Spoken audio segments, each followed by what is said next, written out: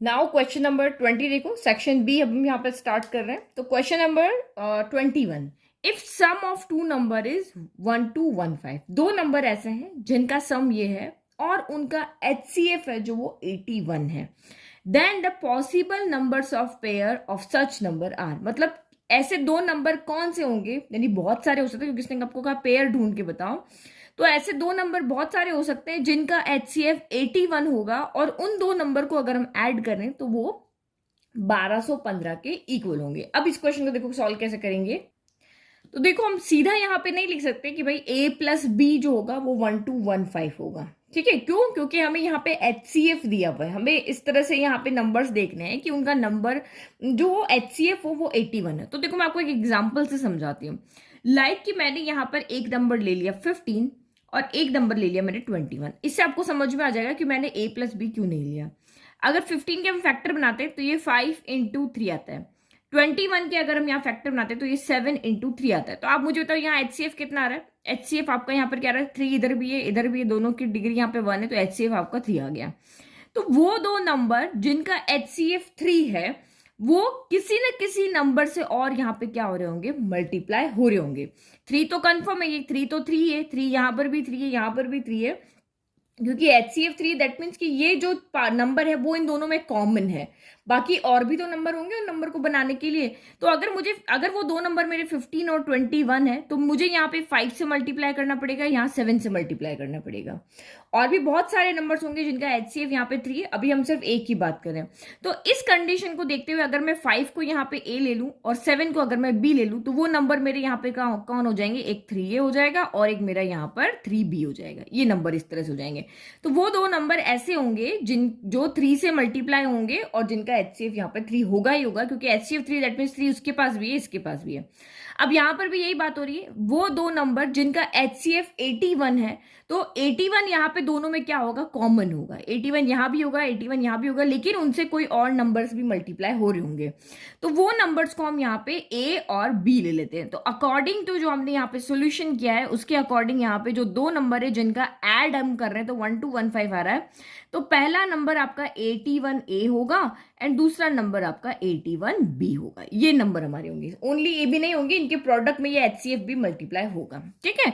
अब आप क्वेश्चन के अंदर देखो, हम नंबर यहाँ से हेल्प लेकर ढूंढ के आ गए। अब क्वेश्चन कह रहा है कि उन दोनों का सम जो है वो 1215 है। तो दोनों को ऐड करो, 81A plus 81B equal to 1215। तो इक्वेशन बन रही है हमारी, इसको सॉल्व करो। तो यहां से आपका क्या हो गया, 81 कॉमन आ गया, तो ये A प्लस बी बच गया इक्वल टू 1215 हो गया। फिर 81 को इधर लेकर के आ जाओ क्योंकि हमें तो एक प्रॉपर इक्वेशन बनानी है। तो ये 1215 डिवाइड बाय आपका 81 हो गया। तो इसको सॉल्व करके देखो आपका क्या आंसर आ रहा है। तो 9 से इसको डिवाइड कर ले, तो 9 के टेबल में ये तो आ गया आपका 9 टाइम, और ये 9 के टेबल में 1 टाइम आया, 9 आया तो फिर 3 बचा, 31 बचा, तो 9 3 ज़ा 27 हो गया और 4 तो 9 5 ज़ा 45 हो गया। अगेन 9 से कैंसिल हो जाएगा, 9 1 ज़ा 9 हो गया, 4 बच गया 45, तो 9 5 ज़ा 45 हो गया, ठीक है। यानी कि A प्लस बी यहां से मेरा क्या आ गया, A प्लस बी मेरा यहां से 15 आ गया। यानी कि वो जो दो नंबर है जो इनके मल्टीप्लाई में, जैसे 7 प्लस 5 कितना हो जाएगा, यहाँ पर आपको दे रखा है, वो इस तरह से आ गया। हमने कुछ नहीं किया, दो नंबर लाए, जो क्वेश्चन में कहा था उसको सॉल्व करके इक्वेशन बना दी। तो जो ये कॉमन नंबर तो ये है ही है, इन दोनों का जो सम है, A और B का जो सम है वो आपका 15 होगा। अब आप यहाँ पे पेयर बना के देखो वो कौन कौन से नंबर है जिनका सम 15 होता है। तो अगर A मैंने 1 लिया तो B मेरा यहाँ पर क्या होगा, 14 होगा, 1 और ये क्या होगा 14 होगा, 14 प्लस 1 15 हो जाएगा ना। 2 लेंगे तो यहाँ पे 13 हो जाएगा, 3 लेंगे तो ये, क्योंकि हम रैंडम देख रहे हैं भाई कौन से दो नंबर है जिनका सम यहाँ पर 15 आएगा, आपको भी ऐसा ही देखना है, कोई भी नंबर आ जाए। 3 अगर आप यहाँ पे लेते हो तो ये आपका 12 हो जाएगा, फिर अगर आप 4 लेते हो तो ये 11 हो जाएगा, A4 लोगे तो B11 हो जाएगा। यहाँ पे वैल्यू पुट करते रहो ना, A की जगह 1 रखा तो B कितना होगा, 15 माइनस 1 होगा, A की जगह 2 रखा तो B कितना होगा, 15 माइनस 2 होगा। ऐसे तो हम सॉल्व कर रहे हैं। तो 5 लिया तो 15 माइनस 5 आपका यहाँ पर 10 हो जाएगा, 6 लिया तो 15 माइनस 6 आपका यहाँ पर 9 हो जाएगा, और आपने यहाँ पर 7 लिया तो 15 माइनस 7 आपका यहाँ पर 8 हो जाएगा। अब आप यहाँ पे देखो यही नंबर्स आएंगे, मैं A की जगह यहाँ पे 8 रख लूँ तो ये 7 हो जाएगा, यही घूम के हो जाएंगे, लेकिन नंबर्स हम यही लेंगे, ठीक है। ए और बी की जगह कोई भी A1 और B14 हो सकता है, तो आपका यहाँ पर A14 और B1 भी हो सकता है। ये पेयरिंग आप यहाँ पे बनेगी। लेकिन एक चीज और देखो, क्या ये सारे पेयर हम लेंगे? नहीं, क्योंकि ये जो नंबर होंगे 5 और 7 ये को प्राइम नंबर होंगे। को प्राइम नंबर क्यों होंगे? क्योंकि जो कॉमन पार्ट था वो तो इसमें से हमने हटा दिया। अब जो ये दो नंबर बचेंगे ये सिर्फ एक ही नंबर यानी 1 से डिवाइड होंगे। कोई भी आप दो नंबर लेकर के देख लो, हमेशा अगर HCF आप निकाल दिया तो अब बचे हुए नंबर जो होते हैं वो हमेशा को प्राइम नंबर होते हैं, उनमें कुछ भी कॉमन नहीं होता है। क्योंकि HCF का मतलब ही ये होता है कॉमन फैक्टर निकालना। तो कॉमन फैक्टर तो हम निकाल चुके हैं ना, बचे हुए नंबर को प्राइम होंगे। तो अब इनमें से देख लो कौन को प्राइम है कौन नहीं है। तो 1 और 14 हमारे को प्राइम नंबर है, सिर्फ ये एक ही टेबल में आते हैं, 1 की टेबल में। 2 और 13 ये भी को प्राइम नंबर है, ये भी 2 भी 1 की टेबल में आएगा, 13 भी 1 की टेबल में आएगा, और किसी की टेबल में दोनों नंबर नहीं आते हैं। 3 और 12 जो है वो को प्राइम नंबर नहीं है, क्योंकि 3 ये दोनों 1 की टेबल में भी आते हैं और यहाँ पे 3 की टेबल में भी आता है, 3 की टेबल में आता है, ये 3 की टेबल में आता है, तो ये को प्राइम नंबर नहीं है। अगेन ये आपका को प्राइम नंबर है क्योंकि ये दोनों से 1 की टेबल में आते हैं। ये नहीं है, ये 5 की टेबल में भी आते हैं। ये नहीं है क्योंकि ये 3 की टेबल में भी आते हैं। और ये भी आपका को प्राइम नंबर है क्योंकि ये भी 1 की टेबल में आता है। तो आप यहाँ पे क्या कह सकते हो कि भाई 4 पेयर हमारे ऐसे बन सकते हैं जो कि हम यहाँ पे लिख सकते हैं। Then the possible number of pairs of such numbers are. तो आप ए की जगह यहाँ पे 1 रख दो, बी की जगह 14 रख दो, आपको एक नंबर मिल जाएगा, यानी ए भी मिल जाएगा बी भी मिल जाएगा। ये दो नंबर है ना, ये नंबर आप यहां से बना सकते हो, ये वैल्यू पुट करके यहां से बना सकते हो, ये वैल्यू पुट करके बना सकते हो, और ये वैल्यू पुट करके बना सकते हो, जिनका सम आपका ये आएगा जो क्वेश्चन की दी हुई कंडीशन को फुलफिल कर रहा है। तो इसका मतलब आपके यहाँ पे कितने पेयर बने? तो 4 पेयर बने। ठीक है, देखो समझाने में टाइम लगा क्योंकि बहुत डिफरेंट क्वेश्चन है, मैंने पहली बार ये क्वेश्चन देखा है इस तरह से। तो नेक्स्ट आप यहाँ पे क्वेश्चन देखो फिर। तो question number 22, given below is the graph representing two linear equations by lines A B and C D. तो पीछे ग्राफ है जिसमें दो लीनियर इक्वेशन ड्रॉ की हुई, एक ए बी है एक सी डी है। What is the area of triangle formed by these two lines and the line x equal to 0? मतलब 3 तरह की लाइन होगी, एक AB होगी, एक CD होगी, एक x equal to 0। ये तीनों जहां पर मिलके एक ट्राइंगल बना रही है, हमें उसका यहाँ पर क्या करना है? एरिया फाइंड करके दिखाना है। तो ये तो एनसीईआरटी का ही क्वेश्चन है, ये इतना टफ क्वेश्चन नहीं। तो ये देखो, ये आपका ग्राफ हो गया। तो ये आपकी AB लाइन हो गई, ये CD लाइन हो गई, और तीसरी लाइन जो होगी, क्योंकि इन दो लाइन से देखो यहां भी ट्राइंगल बन रहा है, यहां भी ट्राइंगल बन रहा है, लेकिन आपको तीसरी लाइन वो लेनी है जहां पे x इक्वल टू 0 हो। तो हमें पता है y एक्सिस जो होती है उस पर हमारा x इक्वल टू क्या होता है? 0 होता है। x एक्सिस पे पूरा y इक्वल टू 0 होता है, y एक्सिस पे पूरा x इक्वल टू क्या होता है? 0 होता है। अब ये वाला पॉइंट लेना है तो 0 1 होगा, ये 0 2 होगा, ये 0 3 होगा, तो x हमेशा 0 ही तो होगा। तो ये जो ट्राइंगल बन रहा है उसका हमें ट्राइंगल एरिया फाइंड करना है। ठीक है, तो देखो ये मैंने इसको यहाँ पे शेडेड कर दिया, ये वाला हमारा ट्रायंगल है। आप यहाँ पे इजीली कोऑर्डिनेट बना सकते हो। देखो ये वाला कोऑर्डिनेट आपका यहाँ पे क्या हुआ, ये y एक्सिस है तो x तो आपका 0 होगा, ये कितना है -2, तो ये -2 हो गया। यहाँ a के कोऑर्डिनेट आप लिख सकते हो, यहाँ पे कितना है, x आपका 0 है, y कितना है, तो 1 2 3 4 है। और यहाँ c के कोऑर्डिनेट आपके क्या होंगे, तो यहाँ से यहाँ तुम हॉरिजॉन्टल कितना चले तो 2 स्टेप चले, और वर्टिकल कितना चले तो वो भी आप 2 स्टेप चले हो। तो देखो तीनों कोऑर्डिनेट हमें पता है, तो आप यहाँ पे एरिया ऑफ ट्राइंगल जो हमारा था फॉर्मूला वो आप यहाँ पे लगा सकते हो। ठीक है, एक तरीका तो वो हो गया। एक बहुत सिंपल तरीका है जिसमें half into base into height भी आप यहाँ पे लगा सकते हो। क्यों? क्योंकि हम यहाँ पे इजीली हाइट और बेस कैलकुलेट कर सकते हैं। तो half into base into height वाला फॉर्मूला अगर मैं यहाँ पे लगाती हूँ तो हाफ हो गया, बेस कितना हो गया ट्राइंगल का, तो ये बेस होगा ना ए से डी तक, तो ये बेस हो गया आपका ए डी हो गया। और हाइट कितनी होगी, तो ये सी से मैं यहाँ तक हाइट होगी, ये जो बीच वाली पॉइंट है ना इसको मैं यहाँ पर एल ले लेती हूँ, तो ये सी एल आपकी यहाँ पर क्या हो जाएगी, हाइट हो जाएगी। तो वैल्यू पुट करो, ये हाफ हो गया, एडी कितना हो गया, तो यहाँ पे 4 है, यहाँ पे 2 है, तो हाइट में नेगेटिव नहीं देखते हैं। तो ओरिजिन से ये 4 डिस्टेंस पे, ओरिजिन से 2 डिस्टेंस पे, तो 4 + 2 कितना हो गया आपका 6 हो गया। और सीएल कितना होगा, तो ये बिल्कुल आप एक्स एक्सिस के अकॉर्डिंग देख लो, तो ये यहाँ से यहाँ तक 2 डिस्टेंस है, तो ये आपका यहाँ पर 2 हो गया। 2 से 6 कैंसिल हो गया 3 टाइम, यानी कि 6 स्क्वायर यूनिट आपका इसका यहाँ पर आंसर आ गया। ये सीए नहीं तो आप वही वो जो आपका एरिया ऑफ ट्राइंगल वाला फॉर्मूला था ना, x1 y2 - y1, वो वाला फॉर्मूले से भी आप इसको सॉल्व कर सकते हो। तो ये तो हमारा यहाँ पर इजीली सॉल्व हो गया। नाउ नेक्स्ट फिर आपका ट्रिग्नोमेट्री वाला क्वेश्चन। तो ट्रिग्नोमेट्री के आप देख रहे हो बहुत सारे क्वेश्चन आ रहे हैं, तो अब मैं बेसिक लॉजिक लगा के हम जैसे सॉल्व कर सकते हैं ना, वही हम करेंगे। तो क्वेश्चन नंबर 23 देखो आपका यहाँ पर क्या कह रहा है कि इफ, ठीक है, तो आपको ये दिया हुआ है और इसकी वैल्यू आपको यहाँ पर लेकर के आनी। तो देखो ये बहुत सिंपल क्वेश्चन है, एक बात देखो कंफ्यूज करने वाले के लिए तो बहुत कंफ्यूज करने वाला है, लेकिन आप यहाँ पे देखो ये अल्फा यहाँ भी सेम है, अल्फा यहाँ भी सेम है, और इन दोनों की ऐसी वैल्यू जब हम यहाँ पे रख रहे हैं कि आपका सम यहाँ पे 2 आ रहा है। तो 2 कब आ सकता है, जब ये भी 1 हो ये भी 1 हो, तभी आपका 2 आएगा। तो आप यहाँ पे देखो, क्योंकि एंगल आपका सेम है, तो मुझे पता है कि जो tan 45 होता है वो भी मेरा 1 होता है, और जो cot 45 होता है, क्योंकि एंगल हमें यहाँ पर क्या रखना है, सेम रखना है, इधर जो एंगल रखा है इधर भी वही रखना है। तो मुझे पता है tan 45 और cot 45 की वैल्यू 1 होती है। तो इसका मतलब जब हम इसको देखते हैं तो अल्फा यानी कि हमारा कितना आ रहा है, यहाँ से 45 डिग्री आ रहा है। देखो हमें सोल्यूशन तो करके दिखाना नहीं है ना, तो सिंपल हम लॉजिक से चल रहे हैं। तो अल्फा मतलब यहाँ पे 45 डिग्री हो सकता है। सॉल्व कैसे करना है वो भी आप इजीली यहाँ पे कर सकते हो, लेकिन इसको कॉट को 1/10 कर दो, फिर आपकी एक क्वाड्रेटिक इक्वेशन बनेगी। जब आप उसको सॉल्व करोगे तो वहां से आपको 10 अल्फा की यहाँ से वैल्यू जो मिलेगी, यहाँ से वो अल्फा इक्वल टू 45 आएगी। लेकिन पूरा सॉल्व करने के बजाय हम सिंपली इसको यहाँ पे देख सकते हैं। तो अल्फा 45 है, यहाँ पे पुट करोगे आप, तो 10 45 की पावर यहाँ पर कितनी, इसको पावर को बाहर ले लेते हैं, और यहाँ पर भी cot 45 की पावर कितनी, यहाँ पर 20 है। तो इसका मतलब 10 45 1 है, 1 की पावर 20 हो गया, cot 45 1 है, 1 की पावर भी 20 हो गया, 1 की पावर 20 1 होता है, 1 की पावर 20 भी 1 हो गया। तो यानी कि आंसर आपका कितना आ गया, यहाँ पर 2 आ गया। सोल्यूशन में बता देती हूँ, ठीक है। तो सॉल्व करना है तो आपको इस तरीके से सॉल्व करना है, ठीक है। तो हमने यहाँ पे एलसीएम ले लिया, 10 यहाँ पे मल्टीप्लाई हो गया, 10 alpha into 10 alpha, 10 square alpha हो गया, और यहाँ तो 1 का 1 ही रहा, और ये आपका यहाँ पर क्या हो गया, ये 10 अल्फा डिनोमिनेटर इधर मल्टीप्लाई हो गया, इसको इधर लेकर के आ गया तो नेगेटिव हो गया। फिर उसके बाद हमने मिडिल टर्म स्प्लिटिंग करके उसको सॉल्व किया, तो वही हमारा अल्फा भी देखो कितना आ रहा है, 45 आ रहा है, ठीक है। तो ये सॉल्व करके भी हो गया, ये भी हो गया। Now next 24 question. मोस्टली बच्चे इस तरह के क्वेश्चन हमारी बुक में है, लेकिन उनको सॉल्व करना छोड़ देते हैं। तो ये आपका सबसे ट्रिकी क्वेश्चन है, जो एक पैटर्न से इसको हम सॉल्व करते हैं। तो क्यों ऐसा मैंने क्यों कहा, क्योंकि देखो ये स्पेशल टाइप के क्वेश्चंस है, क्योंकि आप जैसे एलिमिनेशन मेथड करते हो ना वैसे आप इसको कर सकते हो, लेकिन बहुत टाइम बहुत कंज्यूम हो जाएगा, क्योंकि बड़े बड़े नंबर है, आप इसको फिर से इससे मल्टीप्लाई करोगे एक्स के कोफिशिएंट को इक्वल करने के लिए, तो बहुत लेंथी हो जाएगा। इसका सबसे सिंपल मेथड यहाँ पे क्या होता है, और क्वेश्चन को पहचानोगे कैसे, जो यहाँ पहली इक्वेशन में x का कॉफिशिएंट है वो दूसरी इक्वेशन में y का कॉफिशिएंट होगा, जो पहली इक्वेशन में y का कॉफिशिएंट है वो दूसरी इक्वेशन में x का कॉफिशिएंट होगा। ये इधर होगा, ये इधर होगा। जब भी इस तरह का कोई क्वेश्चन आता है तो समझ जाना कि यहाँ पे क्या करना होता है।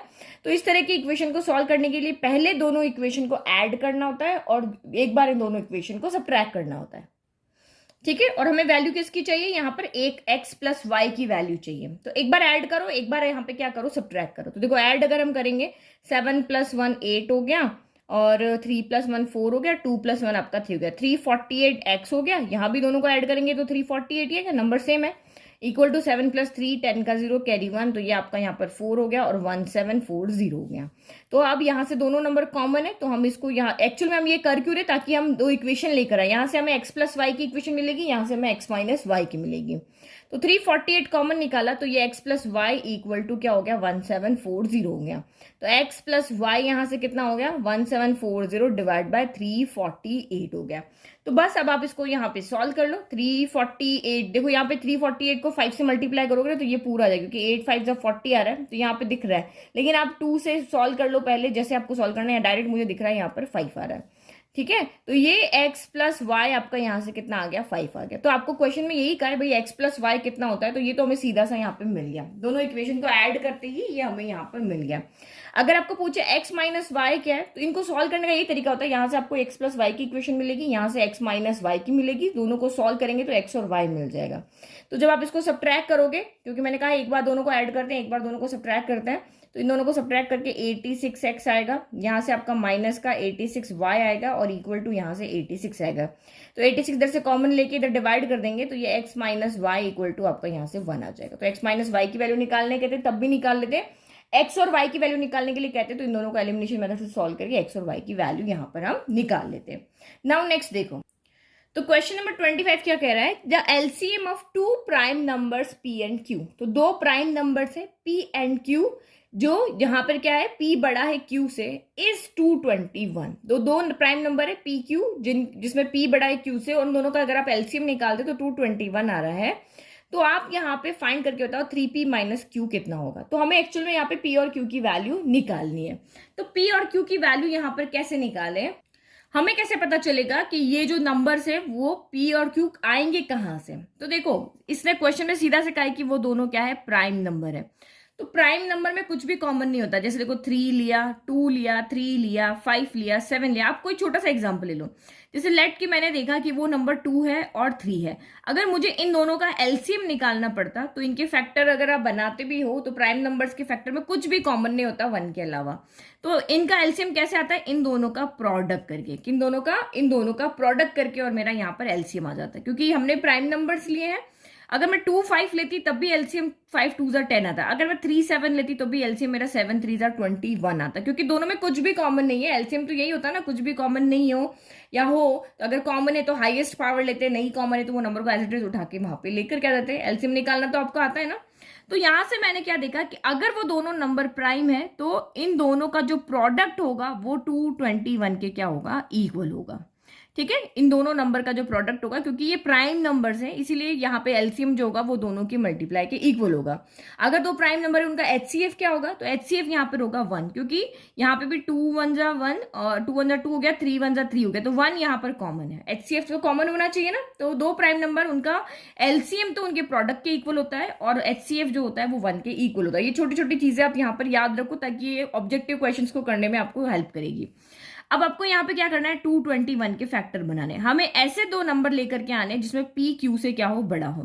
तो आपको सबको पता है जो 221 है वो 11 का स्क्वायर होता है। 11 की टेबल में 11 टाइम आएगा, ये 11 और ये 1 हो गया, यानी 11 इंटू 11 221 है। लेकिन हमारी ये कंडीशन फुलफिल नहीं हो रही। अगर आपको ये P इक्वल टू क्यू कहता तो हम P भी 11 होता, Q भी 11 होता। तो ये हम यहाँ पे नहीं ले सकते, तो हम यहाँ पे और फैक्टर बनाते हैं। कोई और की टेबल में देखते हैं। तो देखो ये 13 की टेबल में भी आता है 17 टाइम। ठीक है, अब यही चीज तो है ना, ये भी क्वेश्चन इसीलिए इंपॉर्टेंट है। आप वहां पे जब सॉल्व करोगे तो ये टाइम लेने वाला क्वेश्चन है। तो 13 के टेबल में 17 टाइम आपका 221 आता है। तो मुझे नंबर मिल गया भाई, P बड़ा है तो मैंने P 17 ले लिया, Q मेरा छोटा है तो Q मैंने 13 ले लिया, और ये मेरा 221 यहाँ पर आ गया। अब P भी मिल गया, ये आपका P हो गया, ये Q हो गया। वैल्यू पुट यहाँ पे कर दो। तो इसको सॉल्व करना है ना हमें। नाउ 3P कितना है? तो 17 है, माइनस Q कितना है? तो 13 है। इसको सॉल्व करके देखो। 7 3 जा कितना हो गया आपका? 51। 17 3 जा 51, 51 माइनस 13, 51 माइनस 13 आपका यहाँ पर हो गया 38। तो ये आपका सी आंसर हो गया। ठीक है, तो ये भी आपका थोड़ा ट्रिकी क्वेश्चन था। Now next question number 26। A card is drawn from a well shuffled deck of card. तो एक कार्ड जो होता है पूरा हमारा वेल शफल्ड है, उसके यानी कि उसके अंदर टोटल कितने कार्ड्स होते हैं? अगर हम पूरी एक ताश की गड्डी उठाते हैं तो उसमें पॉसिबल आउटकम्स हम लिखते हैं भाई, उसमें टोटल हमारे 52 कार्ड्स होते हैं। What is the probability that the card drawn is neither king हो नॉर क्वीन हो? मतलब उस 52 कार्ड में से हम एक कार्ड निकाल रहे हैं, लेकिन वो ना तो किंग आना चाहिए ना क्वीन आना चाहिए। उसकी प्रोबेबिलिटी बताओ भाई। हम उसके अंदर इसके अंदर हम ना तो किंग रखेंगे ही नहीं ना क्वीन रखेंगे, तो जो भी आप कार्ड निकालोगे उसके किंग और क्वीन आने की प्रोबेबिलिटी होगी ही नहीं। तो यहाँ पे फेवरेबल आउटकम्स आपके यहाँ पे क्या हो जाएंगे? हाई, हम 52 में से जो हमारे 4 किंग होते हैं और 4 क्वीन होते हैं उसको हम सब्ट्रैक्ट कर दें। 4 + 4 8 हो गया। हम उसका पूरी गड्डी में से ये वाले कार्ड वहां पे क्या कर लेते हैं? निकाल देते। तो ये आपका कितना हो गया? 44 हो गया। तो 44 हो गया। तो अब आप यहाँ पे प्रोबेबिलिटी निकाल सकते हो किसकी? नाइदर। बस आपको जब भी ये प्रोबेबिलिटी वाला क्वेश्चन आता है ना, फेवरेबल आउटकम और पॉसिबल आउटकम निकालना होता है। तो फेवरेबल आउटकम तो जितनी भी पॉसिबिलिटीज है उसमें से कितने टोटल कार्ड है जिसमें से हम कार्ड निकाल रहे, तो 52 है। उसमें से ये दोनों नहीं चाहिए, इनको हटा दिया। तो ये आपका यहाँ पे प्रोबेबिलिटी कितनी होगी? फेवरेबल आउटकम 44, पॉसिबल आउटकम आपके हो गए 52। तो आप इसको क्या करो? कैंसिल कर लो। तो ये यहाँ पे 2 से कैंसिल कर, नहीं 4 के टेबल में 52 भी तो आता है, तो 4 से कैंसिल। 4 1 जा 4 हो गया, 4 1 जा 4 हो गया, फिर ये 4 1 जा 4 हो गया, 4 3 जा 12 हो गया। तो ये 11 बाय कितना आ गया? आंसर आपका 13 आ गया। सिंपल क्वेश्चन था ये तो बहुत। तो नेक्स्ट क्वेश्चन ये भी आपका प्रोबेबिलिटी का है। 2 fair dice are roll simultaneously. तो आपको यहाँ पे वही पॉसिबल आउटकम्स देखने और फेवरेबल, दिमाग में हमेशा ये होना चाहिए। The probability that 5 will come up at least once is. तो आपको क्या कह रहा है? 2 डाइस को आपने रोल किया है। जब 2 डाइस को आप रोल करते हो तो आपके यहाँ पर पॉसिबल आउटकम्स कितने होते हैं?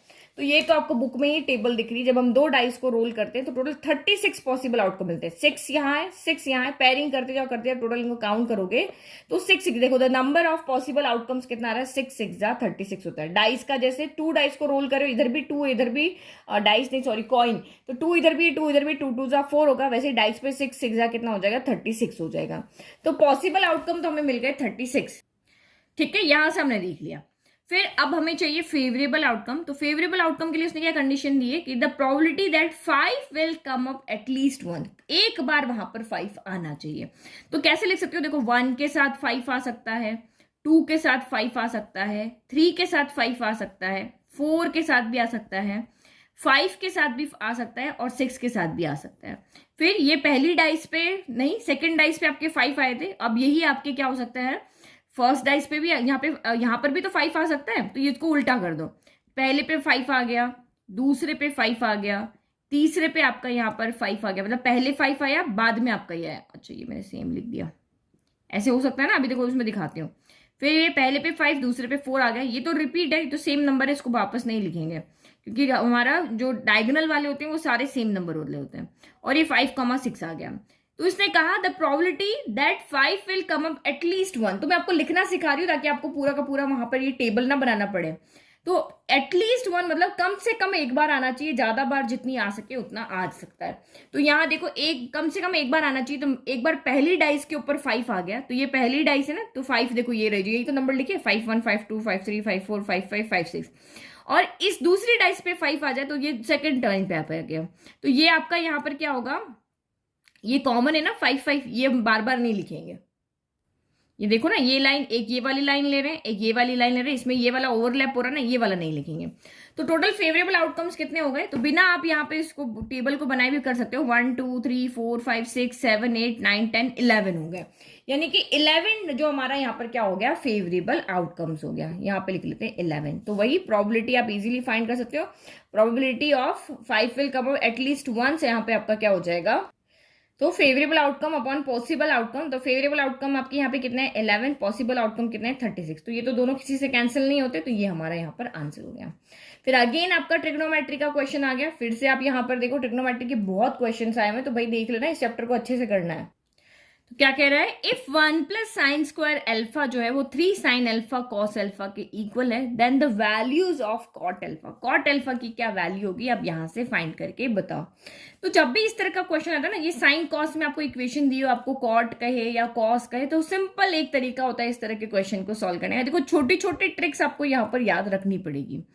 तो कॉट एल्फा हमें पता है क्या होता है, साइन बाय क्या होता, सॉरी कॉस बाय होता है, cos alpha by sine alpha होता है। तो मैं यहाँ पे क्यों ना पूरी इक्वेशन को इसको कॉट में चेंज करने का सोचती हूँ। तो जो साइन की मैक्सिमम डिग्री होगी ना, उस मैक्सिमम डिग्री से आपको डिवाइड करना होता है। या साइन स्क्वायर एल्फा है, क्योंकि आपका यहाँ पे कॉस बाय साइन होता है ना, तो हम यहाँ पे डिवाइड किससे करेंगे, साइन स्क्वायर से, क्योंकि कॉस बाय साइन है, डिनोमिनेटर में साइन होता है और साइन की मैक्सिमम डिग्री कौन है 2 है, तो आप इसको उसी से डिवाइड करना है। तो मैंने यहाँ पर साइन स्क्वायर एल्फा से डिवाइड किया, इधर भी मैंने यहाँ पर साइन स्क्वायर एल्फा से डिवाइड किया। तो यहाँ तो स्क्वायर से साइन एल्फा क्या हो गया, कैंसिल हो गया। अब इधर क्या करें, इधर तो इस तरह से कर नहीं सकते, तो सेपरेट लिख लेते हैं। तो ये 1 बाय क्या हो गया, साइन स्क्वायर एल्फा हो गया, और यहाँ पर आपका sign square alpha by sine square alpha हो गया, इक्वल टू कितना हो गया 3 कॉस अपॉन साइन आपको यहाँ मिल गया, तो ये यहाँ पर तो हमारा कॉट एल्फा बन गया।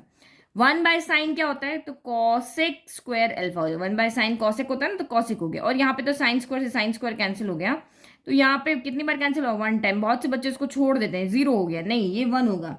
तो cosec square alpha plus 1 equal to 3 cot alpha हो गया। तो कॉट में तो हमारा चेंज हुआ नहीं, हमें तो एक ही जगह कॉट मिला, यहाँ नहीं मिला। तो देखो हमारे पास एक और आइडेंटिटी है, कॉसेक स्क्वायर एल्फा किसके इक्वल होता है, 1 प्लस कॉट स्क्वायर एल्फा के इक्वल होता है।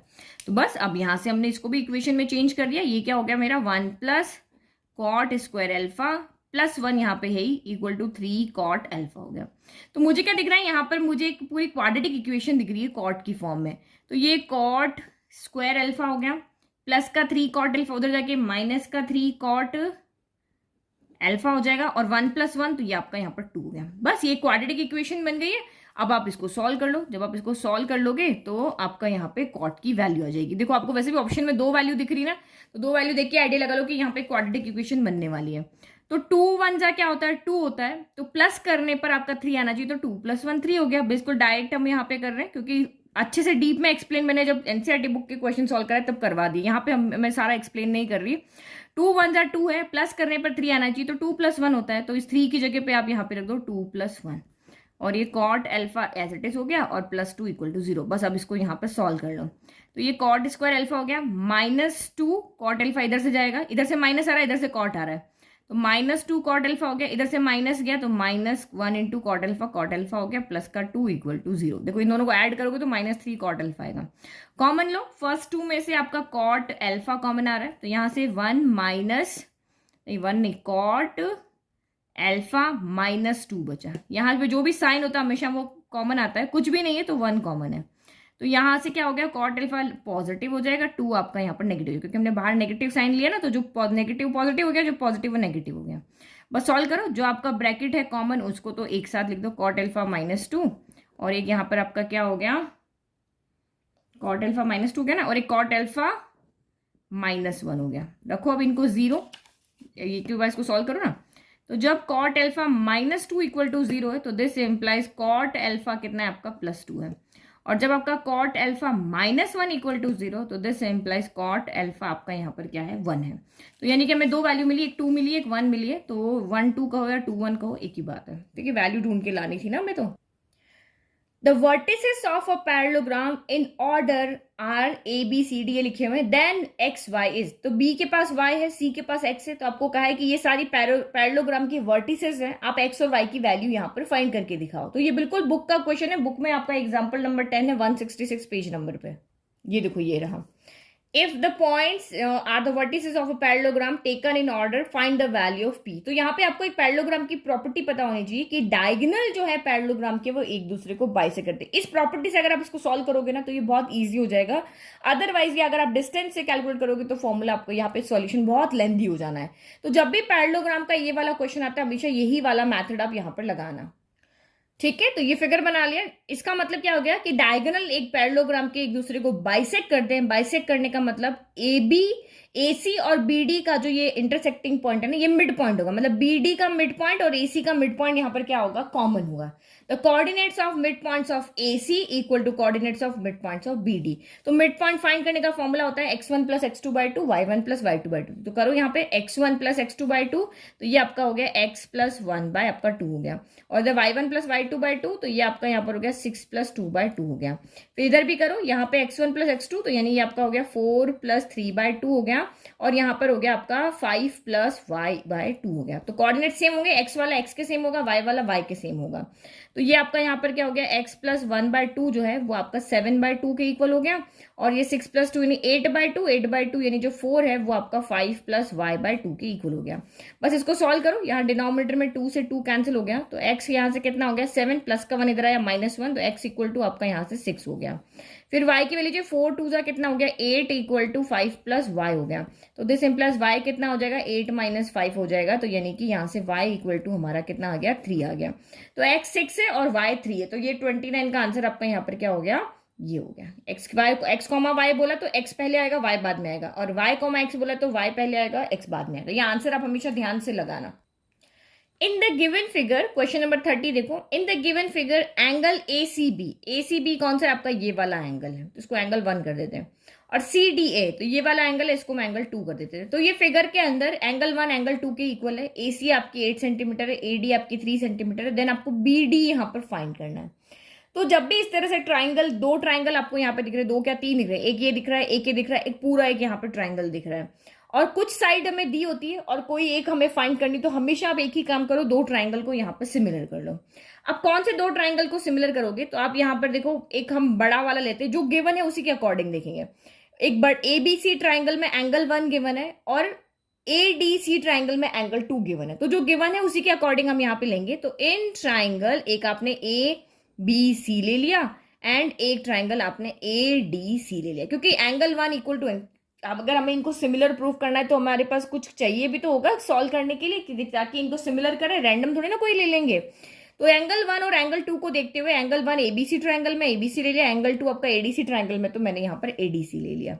अब यहाँ पे इसको देखोगे तो सबसे पहले तो आपको यहाँ पे एंगल 1 इक्वल टू एंगल 2, ये तो हमें यहाँ पर क्या है गिवन है। एक और चाहिए, सबसे सिंपल तरीका होता है एंगल, तो देखो बी आपका ए यहाँ पर भी है, ए यहाँ पर, ये वाला दोनों जो ये वाला जो पार्ट है ये दोनों में कॉमन है, ये ABC ट्रायंगल में भी आ रहा है और ADC में भी आ रहा है। तो एंगल एंड आपका यहाँ पे angle A equal to angle A हो रहा है, यानी कि ये आपका क्या हो रहा है यहाँ पर कॉमन हो रहा है। तो बाय एंगल से क्या हो गया, ट्राइंगल ABC जो है वो सिमिलर हो गया है ट्राइंगल ADC के।